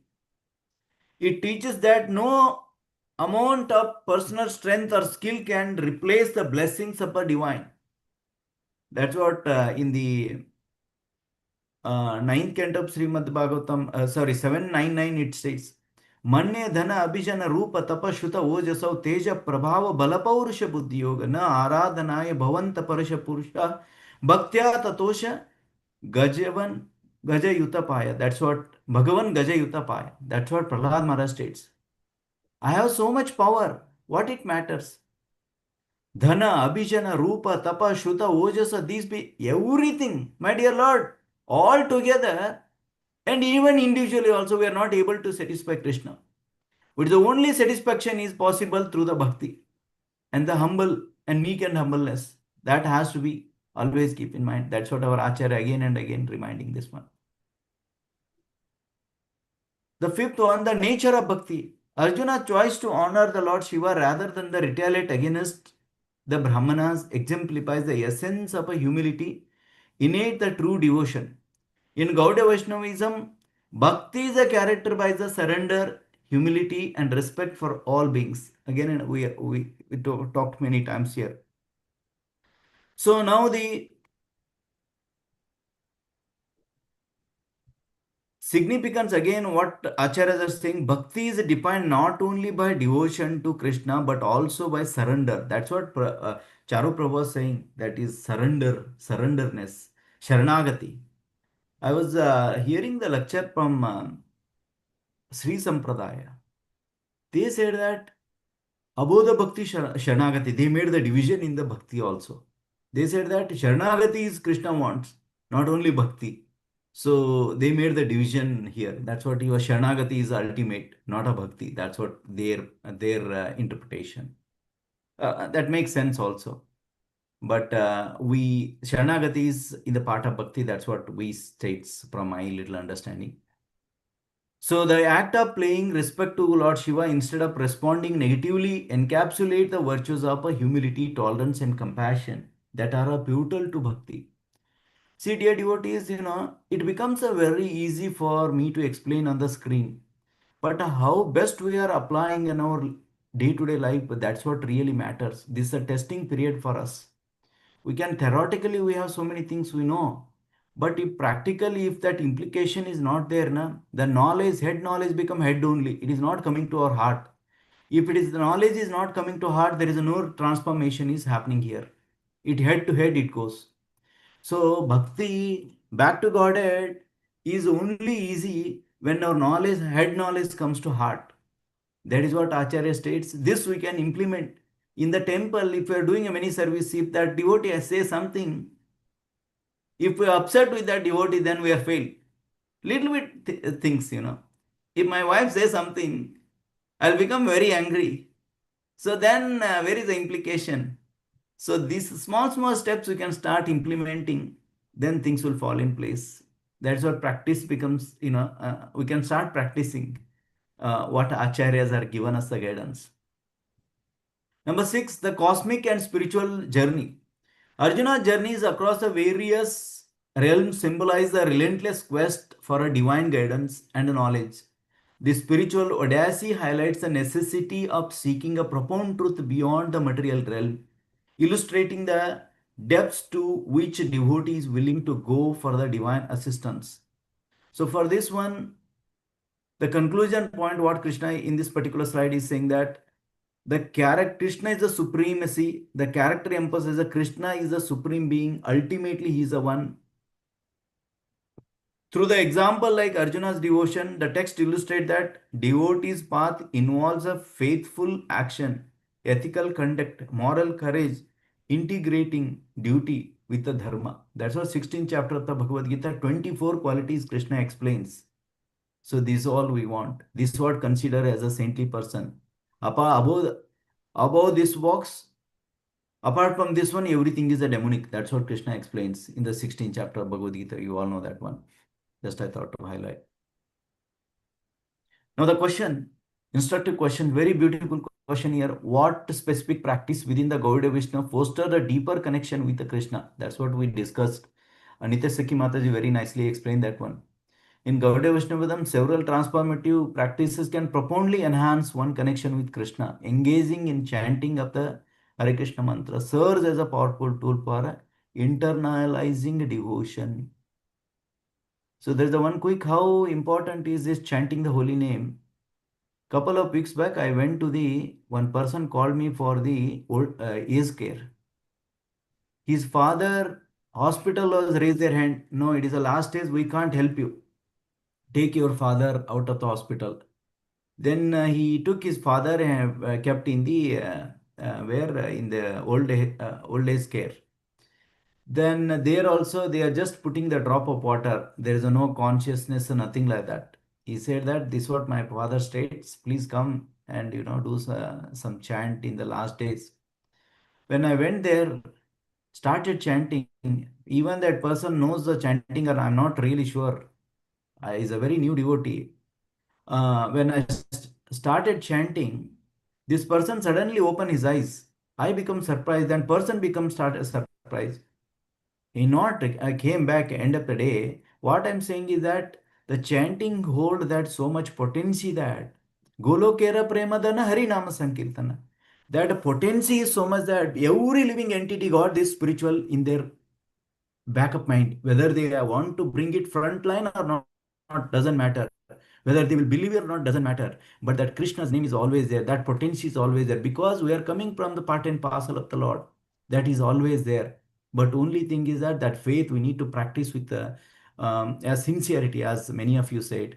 Yes, sincerity is the one important thing so that we can, with a senior devotee's blessing, Charo Prabhu's, and Sarat Prabhu's, and all your devotees' blessings, so we can follow the footstep. That is the only way. That is the only way we can get out of this material world. Then how can devotees effectively balance their responsibility in the dharma with their spiritual pursuits? Devotee can achieve the harmonious balance between their dharma responsibility and the spiritual pursuit by consciously integrating their spirituality into every aspect of their daily lives. This is very, very important. People think that spirituality means oh sannyas ban gaya wo. The spirituality to tab aayenge jab when we become old. That concept that is in our shoulder that we can no. Even spirituality can practice. Kaumaram acharit pragya. At the age of 5, we can start practicing this one without living anything. We have to work. Every one of us are grasta. And we are practicing. We are Monday to Friday, we are working. We are earning the money. We have the bills to pay. Everything we are doing. That balanced life we have to show to the devotees outside world.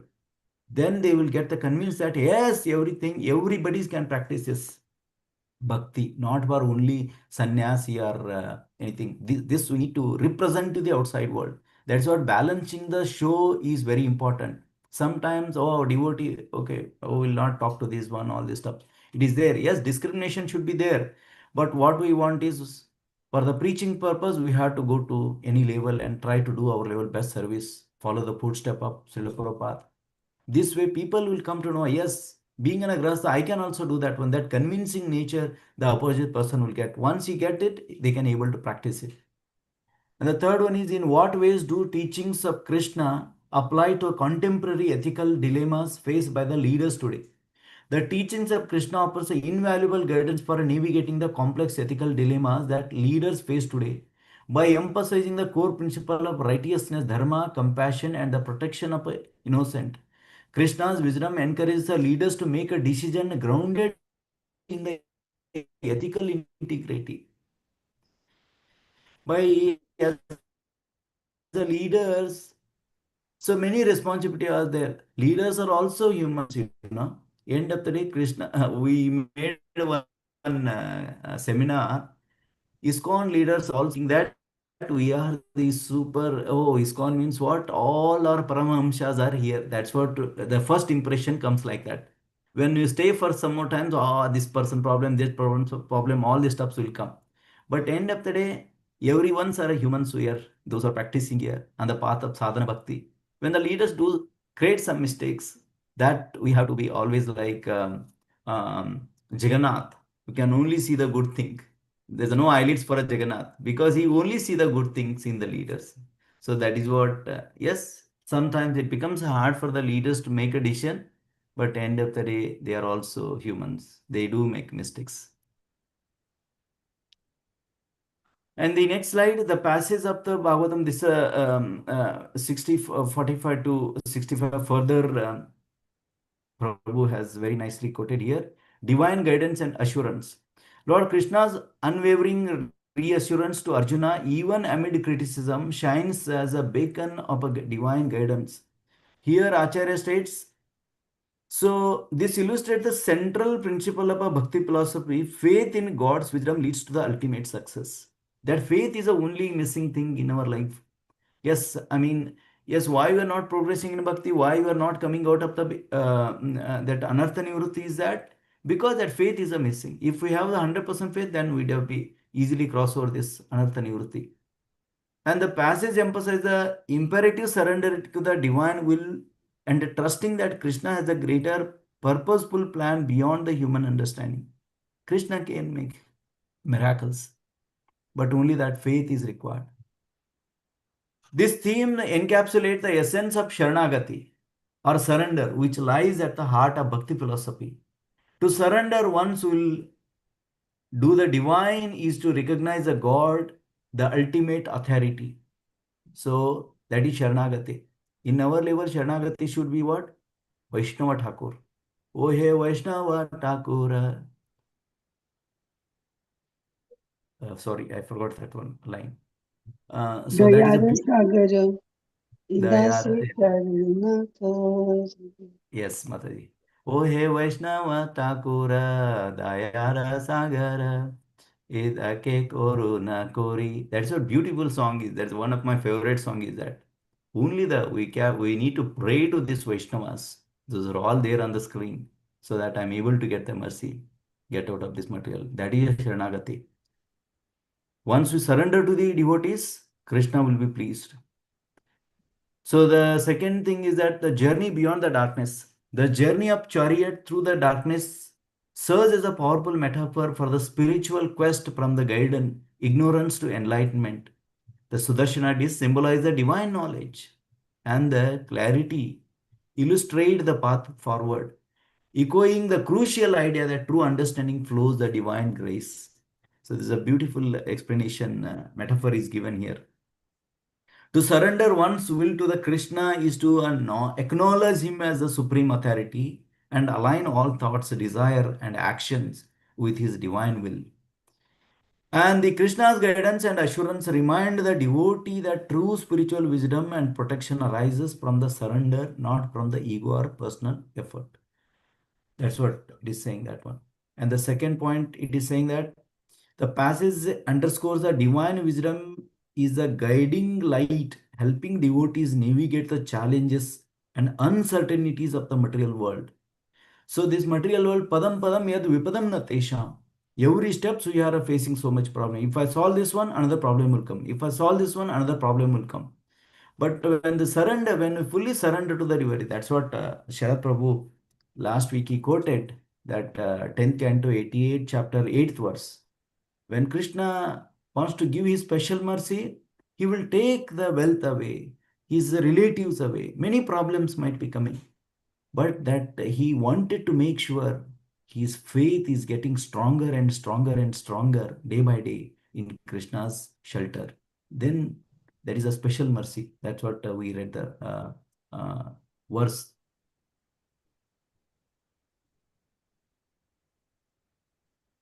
Encountering with the Supreme. The awe-inspiring vision of Mahavishnu within the radiant palace signifies the ultimate recognition of a God's magnifies. Arjuna's deep reverence embodies the theme of devotion in bhakti, where the devotee becomes acutely aware God's omnipresence and omnipotence. So here,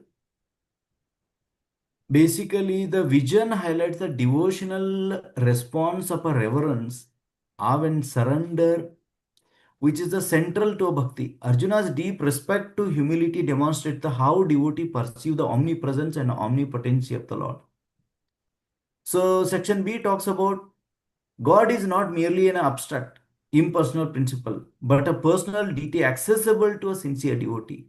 This realization enables the devotee to develop an intimate transformative relationship with the Supreme. See, this how the Krishna used to do the dealings. Radharani used to do the personal dealings with our acharyas, our six Goswamis. That is, we many stories we have seen. Many acharyas, a life story we have seen. So because this is what he wanted to deal with, आदान प्रदान करना चाहते with उनका pure devotee के साथ. This give the faith. Yes, he is not a mere just impersonal form. He is a personal form because we are following the acharyas. Acharya experience that one. Though for us it is too long way to go, but we are following the acharyas what they have given. Dharmasya tattvam nitam guhaya mahajanayana gatachapanta.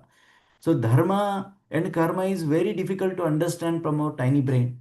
But our aim is to just follow the footstep of our acharyas. Then everything will fall in place. Service and devotion. Krishna's homage is to expansive form followed by the Arjuna's worship. Exemplifies the reciprocal nature of a devotion. So here in this particular section, it talks of acts of service and worship are not merely ritualistic. They are pathways to the spiritual growth, self-realization, and deeper connection within the divine. How we can know that we are in the correct path of the bhakti? So that's what there is a verse is there 11 to 42. Bhakti paraisha anubhav viraktir anyatra chayesha trika eka kala. Tusti pusti kshuda apayu anugasam. That's what Krishna says. When we have the bhakti, follow the bhakti day by day when we are increasing in our devotional service. And second is that on paraisha anubhava. So everything we are seeing, everything what we are seeing, when we start connecting everything is hey, this is a part and parcel of the Lord. Paraisha anubhava and viraktiranyatra. The least showing the least, trying to getting day by day, day by day, day by day. Our interest in the material things is reducing means what? We are in the correct path of the bhakti. That's what the 11th chapter it states. So this is what our Acharya also given, the bhakti's statement. So this theme underlines the dynamic relationship between the devotee and God, where devotion, bhakti emerges as a both heartfelt expression of a love and a pathway to union with the divine. It emphasizes that acts of a service, seva, and worship are indispensable for a spiritual development. In this particular section, it says that spiritual development is inseparable from the active devotion and loving service, as they allow the devotee to experience the transformative joy, giving and receiving the divine love. The next one is fulfillment of our desires through the devotion. Mahavishnu's assurance that all desires are fulfilled if one continues a religious behavior emphasizes the bhakti, belief that true fulfillment comes through the devotion and adherence to the dharma, righteousness. The instruction to exemplify the behavior of sages reflect the importance of setting a moral and virtuous examples in society. So here in this section, true fulfillment is not found in a transient material pursuits, but a consistence of a devotional practice that aligns the one's life with the spiritual principle. Bhakti, we cannot expect the result immediately, but long way to go. Sincerity, as Prasad Prabhu also mentioned, sincerity. That's what. Just do it, do it, do it, do it. One day we are able to get it that one. Because Acharya is saying that one. Shastra never go wrong. That is what it states. And the second one is B. The promise of desire fulfilled through the unwavering commitment to dharma resonates with a profound truth that authentic fulfillment is attained by aligning one's action with the divine will. So here, even material desire, when expressed through the devotion or purified, lead to a spiritual advancement. That is what even Sakama Bhakti leads to the knowledge. With that knowledge, we are able to come to the Bhakti platform. But God grace, we are directly in the Bhakti platform. Though we have initially having the Sakama Bhakti, doesn't matter. But eventually with the Lord's mercy and devotee's mercy, we are able to practice Nishkama Bhakti one day. The restoration and redemption. The miraculous return of the Brahmana sons epitomize the divine restoration and transformative power of a divine intervention in the righting wrongs. So here Krishna is saying, this particular passage states, even in seemingly hopeless situation, unwavering faith and devotion can elicit the divine intervention and healing. This reinforces the boundless compassion of a God, which is always ready to add sincere devotee in navigating the life's difficulties. In the next one, manifestation of a divine power. The Krishna's extraordinary pastimes and displays of a divine supremacy through the miraculous acts powerfully illustrate that all remarkable powers originates from divine grace. Very important. So he's saying that transformative potential of bhakti, a deep personal relationship with a God rooted in love, surrender, and devotion, can profoundly change the devotees. And divine grace in action, God actively guides, uplifts, and protects his devotees, showing the central role of a divine grace in spiritual progress. That is what again and again why Charu Prabhu said other why this again and again we are taking the birth. Again, the universe is manifesting again and again. Why? Because the Krishna wants to give the chance again and again to these conditioned souls. One day, one life, we are able to go back to Godhead. And the establish of the dharma, the passage culminates the affirmation that Krishna, through the righteous leaders like Yudhishthira, guaranteed the enforcement of religious principles. Here, the faith and devotion enable the transcendence. Unwavering devotions allow the devotee to rise above the material limitations and attain the spiritual liberation or moksha. And these are beautiful questions are here.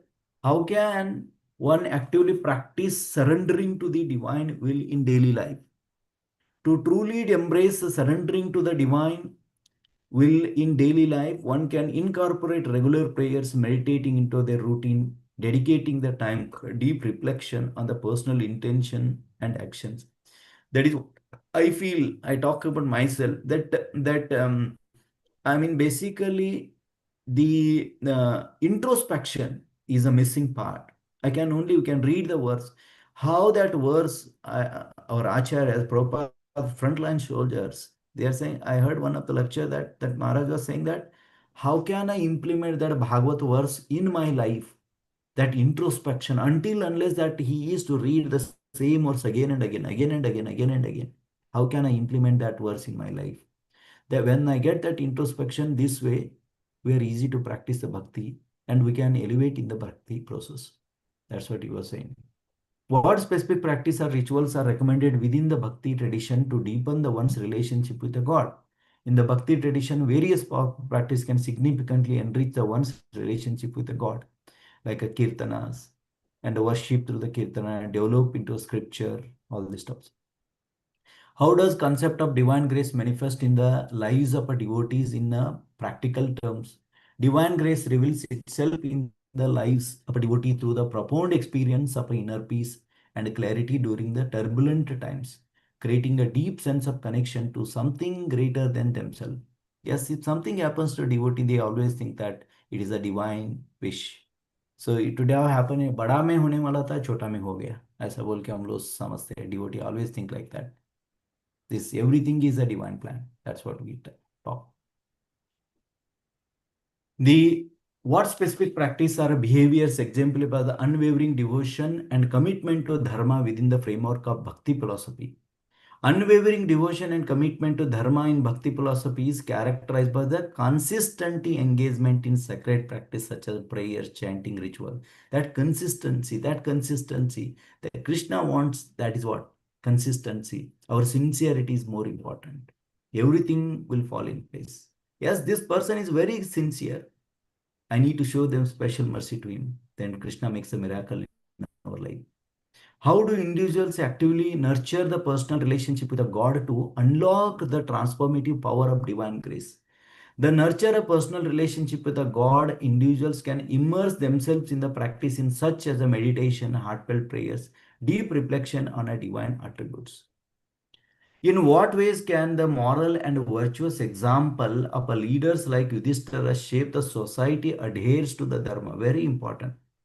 The moral and virtual example set by the leaders like Yudhishthira holds incredible power to shape the society adherence to the Dharma. Their embodiment of a righteousness instill the confidence and trust in the ethical leadership, motivating the followers to embrace the similar values.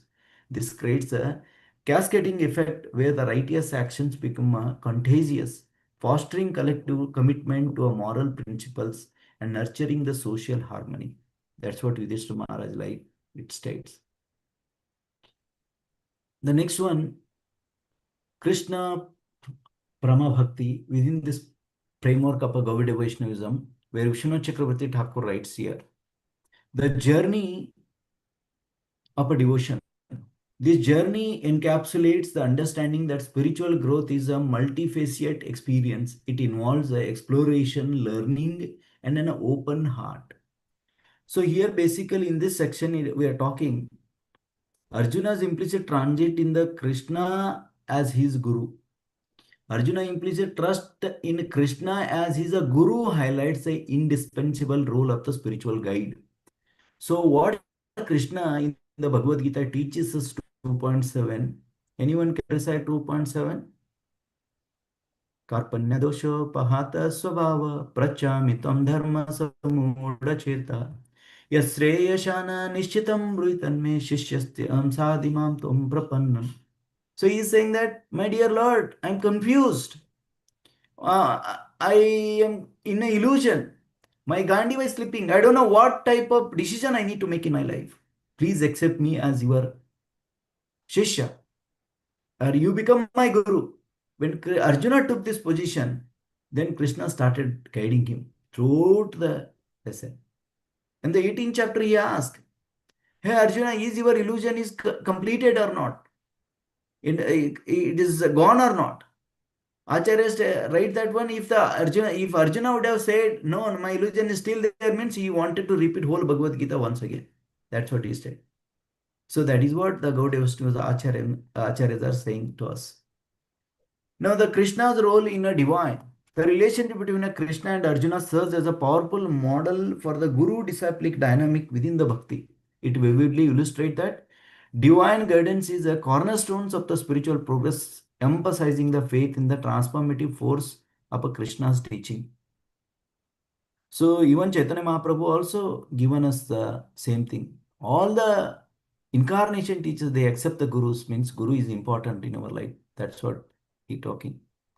Arjuna's departure from the Yamaloka and exploration of a celestial realms highlight the spiritual pursuits so requires active engagement, sincere effort, and openness to learning from the various aspects of creation and knowledge.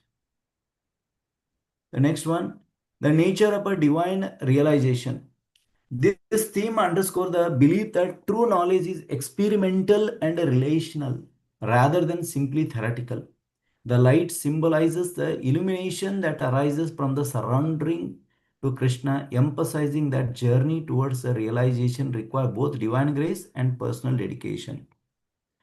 So in this section, basically we are talking a lesson is faith and trust. Arjuna implicit faith in Krishna demonstrate that trust in the Guru guidance enables the transformation, helping the disciples navigate the challenges of a devotion and spiritual life. So I've seen the many devotees in the congregation that, oh, I'm not able to talk to a spiritual master every day. I'm not able to talk to a spiritual, I'm not able to serve a spiritual master at the Vapu Seva. So because they are bringing the spiritual master in the material platform, they are not, it means that they are not convinced that spiritual master in the spiritual level. No. Oh, if he is able to talk, then only the connection happen. That is what the misconception is there. Because we don't have a trust in the spiritual master. He is the above. He is in the spiritual world. He's a transcendental. That feeling is not there. Even by sitting here, if I pray, that reflection, that reciprocation happen with the spiritual master, devotees don't have that faith yet. That is how we are not able to progress in the bhakti. That's what Acharya states. Recognition of Krishna's mercy. The awareness nurtures the humility and devotion within the devotee's heart. It reinforces the conviction that approaching the Krishnas with a reverence, love is a vital for spiritual fulfillment, highlighting the need to surrender the divine will. I mean, basically, here talking about the devotion to Krishna changes the devotee's inner consciousness, helping one transcend the material limitations, ego, and ignorance. And the section B talks about the bhakti emphasizes the personal relationship with Krishna, where devotee experience of God's care, guidance, and protections. And the divine play, it is a self-explanatory. The theme evokes the understanding that bhakti is not simply a duty, but a joyous engagement with the divine. That we seen in a many this thing. The next one, the transformative power of bhakti. The transformative essence of bhakti reforms the belief that love and devotion leads to a liberation. In Gaudiya Vaishnava Sampradaya, is more than liberation. This theme emphasizes that by surrendering to Krishna, devotee can rise above their worldly concern. No doubt about this one. Arjuna's awakening to the nature of a Krishna and his supremacy illustrating the transformative impact of the bhakti on the devotee's perception of their leadership relationship with the divine. No doubt. Sharanagati and the concept of surrender to the service. The theme emphasizes that bhakti is not a passive. It requires the action and engagement with the law, world. Mahavishnu calls for Arjunas and Krishnas to return after defeating the demons, accentuates the signifies of devotion and service in the spiritual journey. The conclusion is, overall, these elaborates the philosophical insights, reinforce the richness of a Krishna Bhakti within the Gaudiya Vaishnavism, highlighting the transformative, relational, and experimental nature of the spiritual path. The questions, beautiful questions. What specific practice or method can seekers adopt to engage in their own journey of devotion? Seeking can engage in a practice such as regular prayers, meditation, chanting, etc., and studying the sacred textbooks under the guidance of acharyas. How do different spiritual traditional interpret the concept of divine play in the relation to their understanding of divine? Various spiritual traditions interpret the divine play or a leela in a unique ways. In Hinduism, it is often seen as a manifestation of God's joy and relationship with the devotees, portraying the divine as a both playful and intimate. In what ways can devotee deepen their sense of connections and belonging through the transformative power of bhakti? Devotee can deepen their connection by actively participating in a group worship and community service, which fosters a sense of belonging. And that is what association, at least once in a while, once in a week, everyone goes to the Mangalarti, attending the Bhagavatam face to face, mingling with the devotees, and Sunday feast. We have the temple Sunday feast.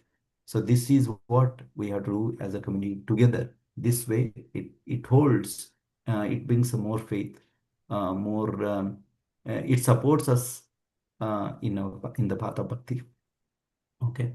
With this note, I'll conclude my presentation. Thank you so much. Srila Prabhupada ki jai. His Grace Charu Chandra Prabhu ki jai. Thank you so much for giving me such beautiful lesson, Prabhu. Thank you. Finally, I end with my presentation with one sloka. Yadatra skalitam kinchit. Yadatra skalitam kinchit. Tadgurum. Yadatra skalitam kinchit. विद्वांशुर पूर्णयन्तु तत् यदत्र सौष्ठम किंचित तद्गुरुम एव मे नहीं. So in this 3 sessions I made unlimited mistakes, but you are all learned, you are all you know Shastra very well, so please forgive me my unlimited mistakes. So whatever, if any of the words or if any of the half a sentence or half a syllable, nothing is less than half a syllable in the Sanskrit grammar. So even if that is touches to your heart, means it is only because of our Siksha Gurus, those who are sitting in front of me, and because of their mercy and my spiritual master mercy and Srila Prabhupada mercy only. That is their blessings. That's it. With this note, I'll conclude my presentation. Thank you so much. Srila Prabhupada ki jai. Which your words really humbles me, I wish we all have that kind of humility that you have. So wonderful. Thank you so much. So wonderful, wonderful presentations.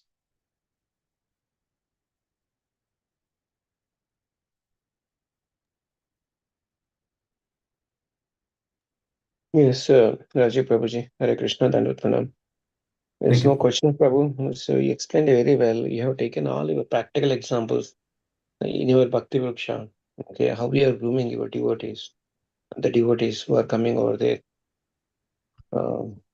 Everything is so nice, Prabhu. Thank you very much. So wonderful session. Thank you so much, Prabhu. There Thank is you so so much much. to learn from you, Prabhu. You have very in-depth understanding of Shastra. No, nothing, Prabhu. Just we are following because Charu Prabhu's, Sarad Prabhu's blessings. Because I'm connected here in this almost 4-5 years, I'm learning many things from them. Though I'm not regular, especially last few months, because of my so much responsibility they have given in this temple, a new building, congregation, and all because of that. But I definitely One observation from my side, Prabhu, it is very positive is, you know exactly how much you want to spend in a particular theme. And you know exactly what is that you have to highlight. Yeah, when you're going through the themes. That's a very, very positive. Yeah, thank you very much, Prabhu. That's a Thank you. learning for me. Yeah, thank you, Prabhu. Very good. Hare Krishna, Prabhuji, Dandavat Pranam. Thank you so much for so wonderful class, Prabhuji. So many takeaways. We have to be शरणागति, complete शरणागति. तो हम बहुत time लगेगा प्रभु जी, क्योंकि इतना अभी तक नहीं हो पा रहा है, और अनर्थ निवृत्ति से आगे जा नहीं पा रहे. तो कंप्लीट शरणागति लेवल पे पहुंचने में पूरी लाइफ लग जाएगी प्रभु जी. Yes, Mataji. I mean, that is what senior devotees mercy required. That's what we always beg to the Charu Prabhu and Shar Prabhu, bless us so that we are able to follow your footsteps. That is the only hope. No hope in this life. Pleasing the devotee is the only hope, Mataji. That's what. Yes, yes, You are Prabhuji. already doing, Raksha Mataji. May I say something here? Yes.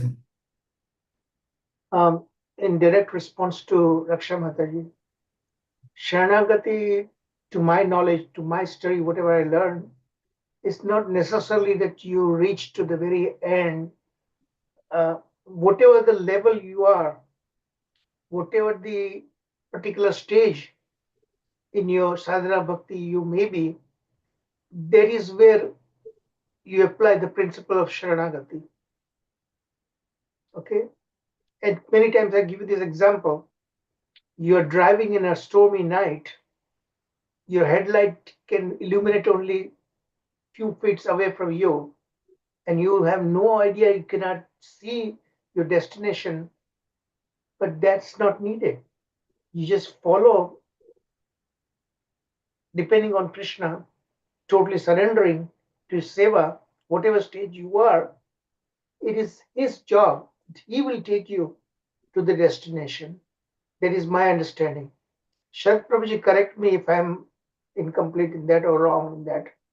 Yes, Prabhuji, that is very, very right. Saranagati means what? We should not depend on anybody else, anything else, anybody's strength, except the Lord whom we have taken as ours. So that is the basics. We should not have anybody else. That is, if in this Gaudiya Vaishnava system, we are saying Krishna, it is Krishna only for anything and everything. And I'll request if you can practice this in any of the most difficult situations, you just surrender to the Supreme Lord.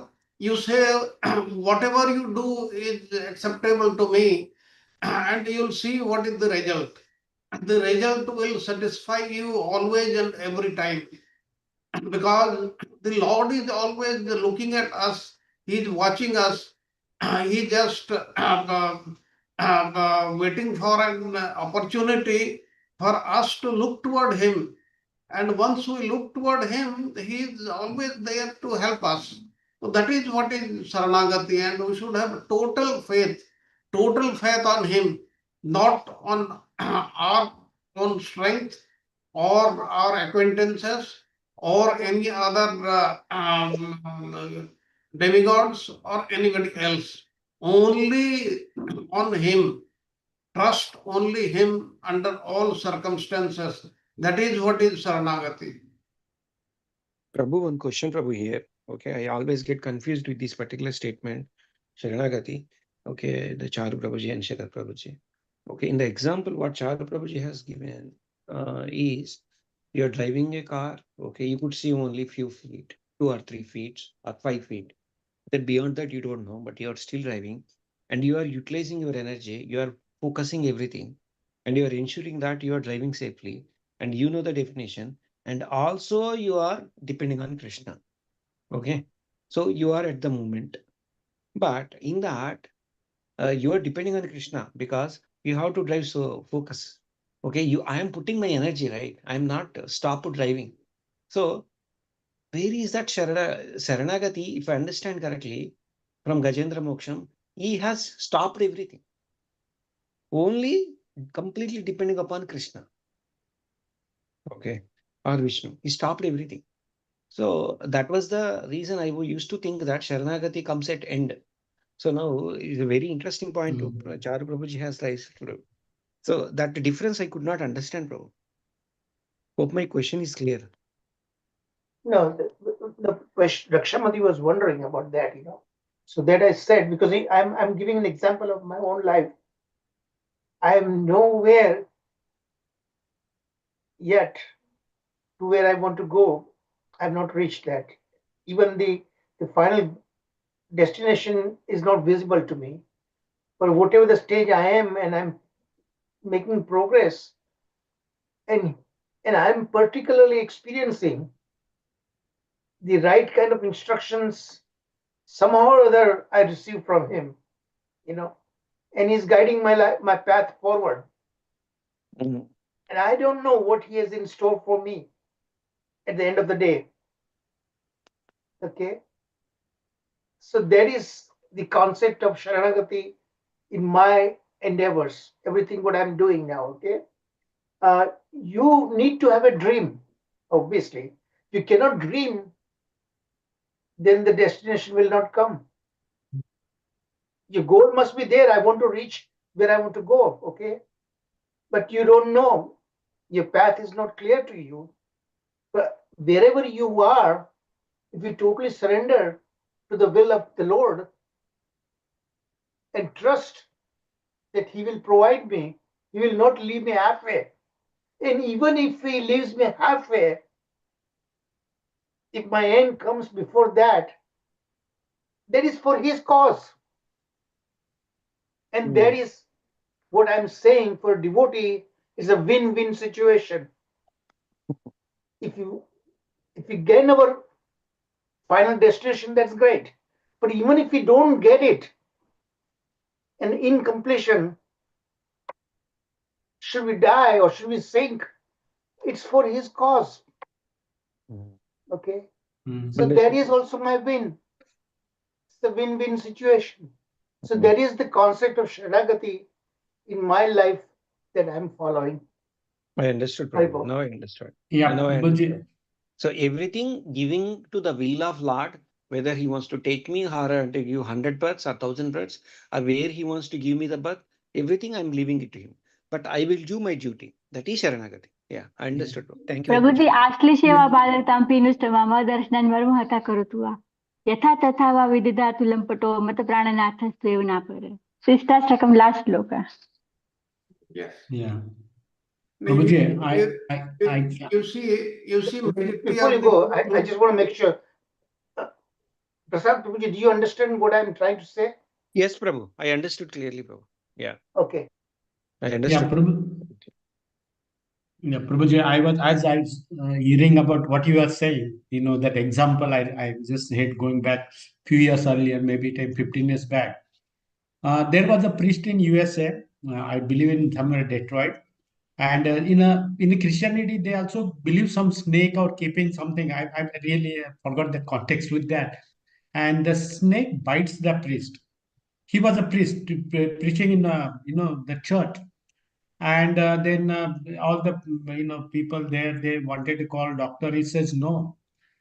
This is this is what is mentioned in the scripture, and the snake bites, so Jesus will protect me. And he didn't allow any doctor to come in or treat him, and eventually he dies. Next day, a couple of days, I had a class, Rupanga Prabhu, who used to take a Bhagavatam class. I asked him, he had a faith, as you mentioned. I'm just coming to the same conclusion on that. And he believed everything Jesus will protect, but he dies, right? So, as you said, but he was working for the cause of Jesus because he stood for that. What Jesus says, I'll protect. So, the Rupnaga Prabhu's in Torrent temple, he said, he protected his divinity, not his physical body. And you are also saying it that when you are serving the Lord and showing surrender as the scripture envisions, right? So if this is a statement of the statement, and you are following with that, and in that death comes, so be it, because the Lord is looking at you. So you achieved your ultimate aim. So that's a very nice example. I just thought of quoting Prabhuji, as you Thank you, mentioned. Prabhuji. Thank you. Yeah, thank you. That's exactly I mean. Whether I sink or swim, that's not my job. Right. That's his job. Yes. It's like the problem with majority of the people is that they believe everything else except the Supreme Lord. How? Suppose you have to go to the airport, you call a vehicle. You don't ask the driver of the vehicle, do you know driving? Do you have you got a driving license? Do you know the road to the airport?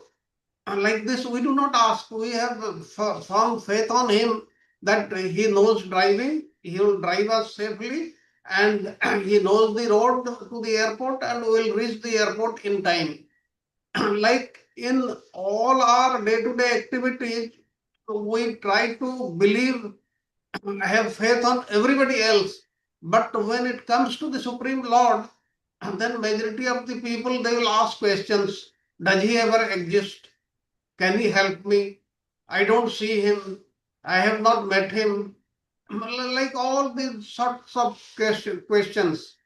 But as we find in the Shastras, the Lord is living, Lord is there, and He is always with us. He is in us only as Paramatma, and He always guides us. So all these things, though we have been taught in our culture, but majority of the people don't believe, and that's why they do not get the benefit.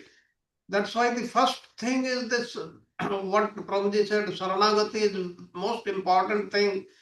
We should believe in the Lord, and we should be totally surrendered to Him. Then only He will work. And please remember, unless you ask for help, Krishna is not going to come and help just like that. So that is his nature. And under difficult circumstances, we should look toward him. Even though it is said that we should not ask, we are not asking anything from him.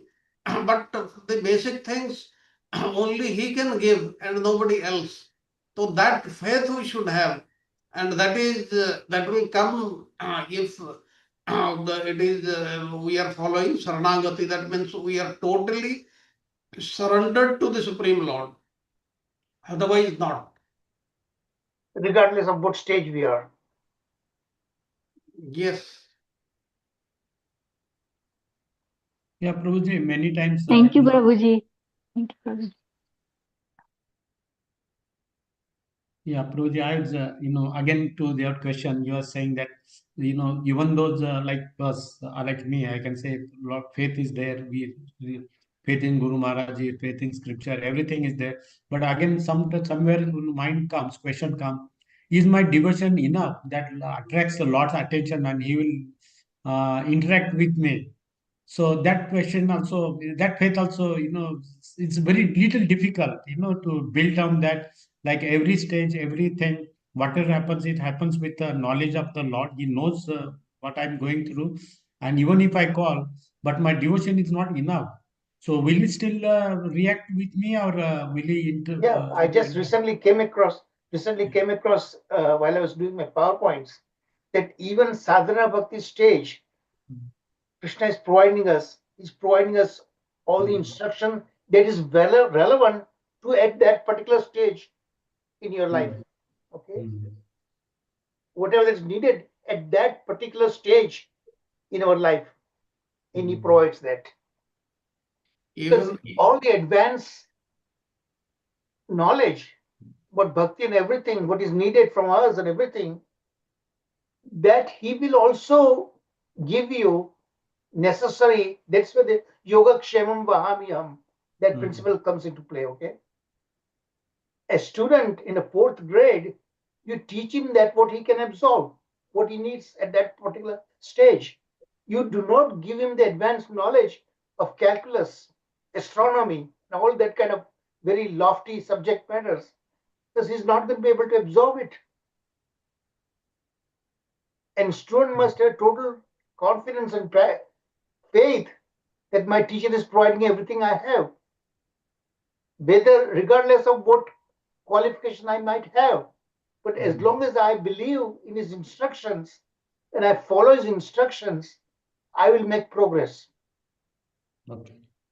That's what the principle of Saranagati, to my knowledge, to my understanding, is all about. Yeah, thank you, Prabhuji. Yeah. Hare Krishna, Prabhuji. I want to ask one personal problem. Sometimes I feel कि मैं जो कर रही हूँ satisfied नहीं हो रहा हो, मतलब अच्छे से कर नहीं पा रही हूँ. स्पिरिचुअल जर्नी मेरी अच्छे से हो नहीं पा रही है, और मटेरियल वर्ल्ड में भी इतना इंटरेस्ट नहीं हो रहा है, होता नहीं है. तो मैं इतनी स्टक हो गई हूँ प्रभु जी कि मेरा आगे होगा कि नहीं कुछ प्रोग्रेस हो, मुझे इतना sometimes I am feel frustrated Prabhu ji, क्योंकि मेरा जो सराउंडिंग है प्रभु जी वो मुझे सपोर्ट नहीं हो रहा है.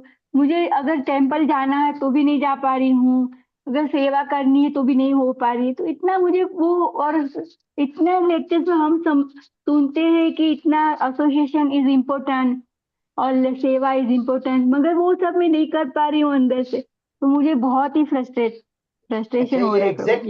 एग्जैक्टली जो आपने बताया, आपकी जो सिचुएशन है वो उस टाइम भी हुई थी. भगवान वो भागवत में आता है example. Certain gopis, they could not leave their home, their in-laws and whoever, they were not allowing them to go to Krishna. Okay, but Krishna did not give up on them. He gave them the ultimate destination even where they were.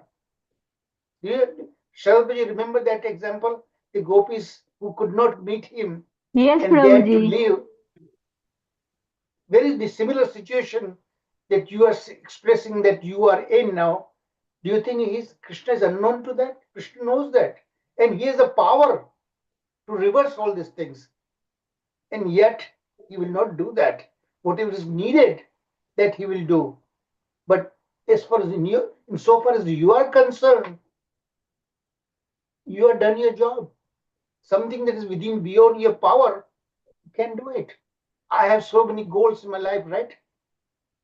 And my situation is not that great right now. And I'm beginning to wonder whether I'll be able to reach my destination. Would I set my goals for myself? I may or may not be able to complete it. Okay. That doubt sometimes comes in my life, my mind, But at the same time, I know that's within the power of Krishna. Whatever he wants to do, he will do it. But I should do what is within my capacity at that particular time in my life right now. If I can do that much, that's what exactly I'm saying. You drive whatever your headlights of your car shows, illuminates, you keep doing that. And that's what I'm trying to do it, I have not gone advanced enough. Okay. Nonetheless, I'm here now. I just keep following whatever I did. Shamata Mataji, I did a couple of days yesterday. I contacted her to give me the information about that the course which I want to conduct in the second half of 2026, Govinda Bhasya. Okay. I don't know whether I'll be able to survive by that time, because I got 2-3 goals that are immediate relevance to me that I need to achieve. But even beyond that, my vision is there. My vision is there. I'm dreaming. Unless I dream, there is no possibility of getting things done at that particular time. You need to have some goal in your mind, But till then, you depend on the will of the Lord. Okay. Like you see, even in the life of Rupa Goswami or Sanatana Goswami, they were such great devotees, the permanent companions of the Supreme Lord in his Leelas, but they never thought they were great devotees. They found out so many deficiencies in themselves. They thought they were not able to do the devotional service as it should be done. And they had, as per them, they had so many deficiencies. Actually, that is the sign of a good devotee. If somebody thinks, I am doing as per what is given in the Shastra, as per the instructions of my spiritual master, and I am doing it perfectly, then there is something wrong in that. If we are able to find out the deficiencies in our the devotional service, that means we are on the right path, and one day we will be on the right path, we will follow the correct things. And for anybody and everybody, I have heard so many people and read about so many people, the greatest of the devotees, they never thought they are devotees only, and they never thought that they are practicing devotional service. That is what is the humbleness of these people. But we are not at that level. But we should try to learn from them. Thank you, Prabhuji, for so wonderful guidance. Thank you, Prabhuji. Sanjeev Prabhu has a question, I think. Yes. Prabhu. So firstly, wonderful class from Rajiv Mukha Prabhu. It was very, very, again, instructive, well paced, and very, I think you have a natural, well, that would be, but you are a good speaker, Prabhu. Very nice. It came from your heart. Trying for It really all came from your heart and connected with all of us. So Thank you, Prabhu. back to this about Sharanagati, I have a very basic one. Like Radha Vinod Prabhu also mentioned that मेरे तो गिरते और दूसरों ना कोई, that is important. But in practical life, what would it mean? Like if you may guide, like for example, if I am sick, should I depend on medicine or not? Because there are many extreme examples, or some people have belief in astrology or vastu or other things. If I have to approach that to improve my current living situation, is that wrong? Is that against Saranagati? If you may elaborate on that, one of you, maybe Rajiv Prabhu or No, Sure. what Sanatan Prabhu's question was something like was there, So what Chaitanya Prabhu said that your life is not your own, it's my life. I own your life. So you must do everything to preserve your life. So if that means in our modern context, what you just said, that I need to see a doctor, I need to take a medicine, you take it. That does not mean you're violating the principle of Saranagati. Because in a bigger sense, you are serving the Lord. Yes. You need to support yourself, body and soul together, to be able to serve Him. And your body does not belong to you only. That's what Chaitanya Mahaprabhu said to Sanatan Goswami, and said that you need to take care of your body.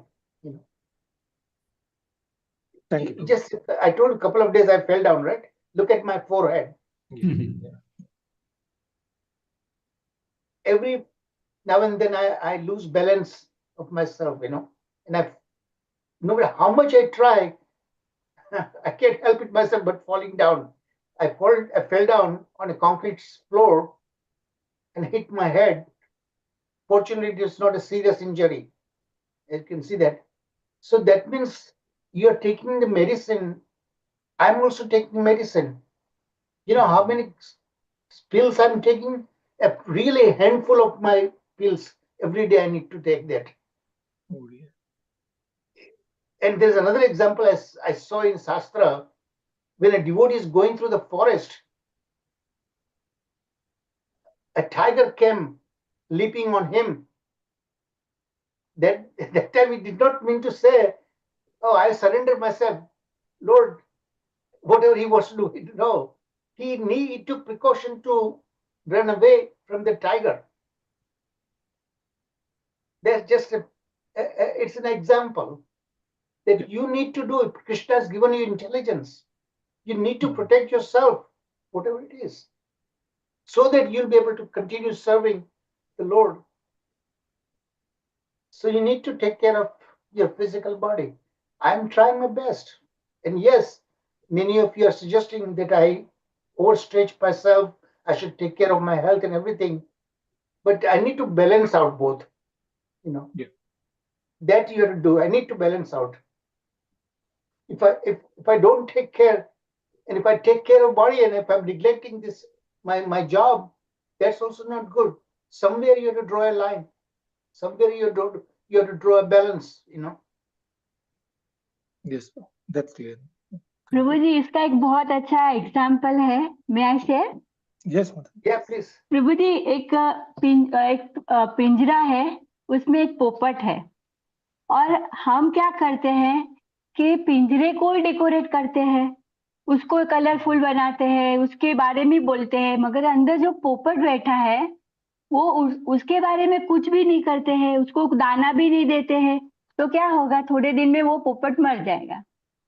वैसे ही हमारा शरीर है, हम आत्मा हमारे बैठा है अंदर, पर हम लोग क्या करते हैं कि पूरा दिन हम शरीर के बारे में सोचते रहते हैं, हम कैसे करेंगे, क्या करेंगे, मगर अंदर जो है उसके बारे में नहीं सोचते। मगर हमें शरीर के बारे में तब सोचना चाहिए कि हमारा आत्मा अच्छे से रह सके, उतना तक हमें सोचना है, सिर्फ शरीर के बारे में ही नहीं सोचना। Exactly. ऐसा। Very good. And devotee's life is very important, Prabhuji, because gallons of blood is drained, to make one person a devotee. And we have to preach also in this mission. So if we'll be physically fit, then only, we can achieve our, goal of spiritual attainment. And Yukta Vairagya, one can go towards if we are Gruhastas. I think, and just Mataji just said, so as to fulfill our daily needs. Okay, so one can go for it. So so one should be careful as we are devotees. Thank you. उपनिषद में भी एक श्लोक है, उसमें पर्पट में श्री प्रभुपाद ने लिखा है कि डिवोटी को 1000 साल जीने की कामना करनी चाहिए, तो हमें ये जो मिशन है तो सक्सेसफुल हो सकता है। मतलब कामना करनी चाहिए 100 साल तक जीने की, ऐसा इस उपनिषद में एक श्लोक में कहा गया है। Charu Prabhu, if you permit, I have 2:30. I have another class. If you don't mind, can I It's leave? okay. I think we are done now almost. Yeah, done. Thank you, Rajiv Prabhuji. Thank you. You may leave now if you must. Thank you. Thank you, Prabhu. Thank you so much. Charu Prabhuji, is it time for us to conclude the class now? Yes.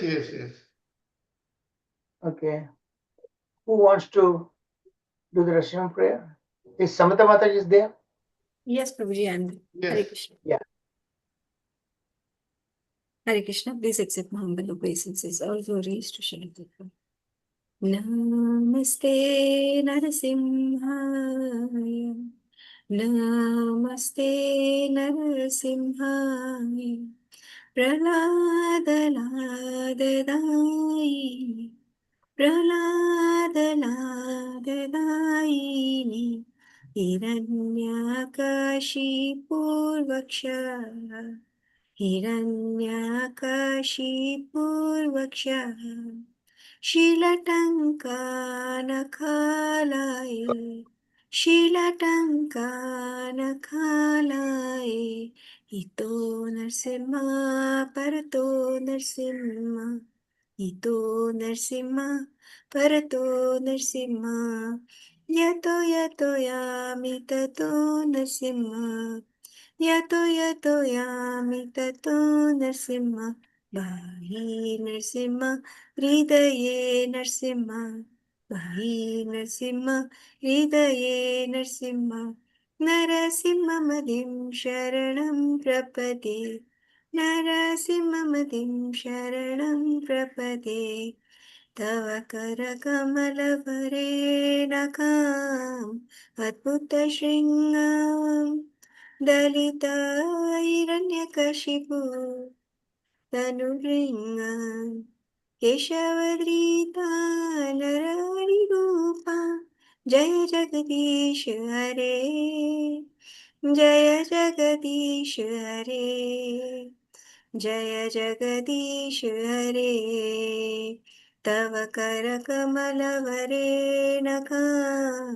Adbhuta Shringam Dalita Hiranyakashipu Tanuvringam Keshavadrita Narari Rupa Jaya Jagadish Hare Jaya Jagadish Hare Jaya Jagadish Hare Jaya Narsimhadev Narsimhadev Narsimhadev Jaya Narsimhadev Jai Prahlad Maharaj, Jai Prahlad Maharaj, Prahlad Maharaj, Jai Prahlad Maharaj, Nitya Gaura Hari Bol, Hari Bol, Hari Bol, Nitya Gaura Hari Bol, Jai Jai Prabhupada, Prabhupada, Prabhupada, Jai Jai Prabhupada, Jai Jai Gurudev, Gurudev, Gurudev, Jai Jai Gurudev. Nitai Gaur Premanande Hari Bol. Hare Krishna, Krishna Krishna, Hare Hare Ram, Ram Ram. Thank you, Jai Prabhu. Shri Ram. Namaskar. Jai Shri. Thank you, Prabhuji. Hare Krishna. Hare Krishna. Tomorrow is a Radhe Gita Prabhuji, Jayanti, thank you, Prabhuji. sir. Yeah, Gita Jayanti wishes to all. Hari Bol. Happy Ekadashi, tomorrow Ekadashi hai. Yeah, Happy Yes, happy Ekadashi to all. Ekadashi. Yeah. Hare Yes. Krishna. Hari Bol. Thank you, Prabhuji. Hari Bol. Dandavat pranam Thank you. to all devotees. Thank you. Thank you, Sanjeev Prabhuji. Thank you. Very good. Thank you, Thank you. Sanjeev. Thank you, Chandra Bhai. Thank you, sir. Thank you.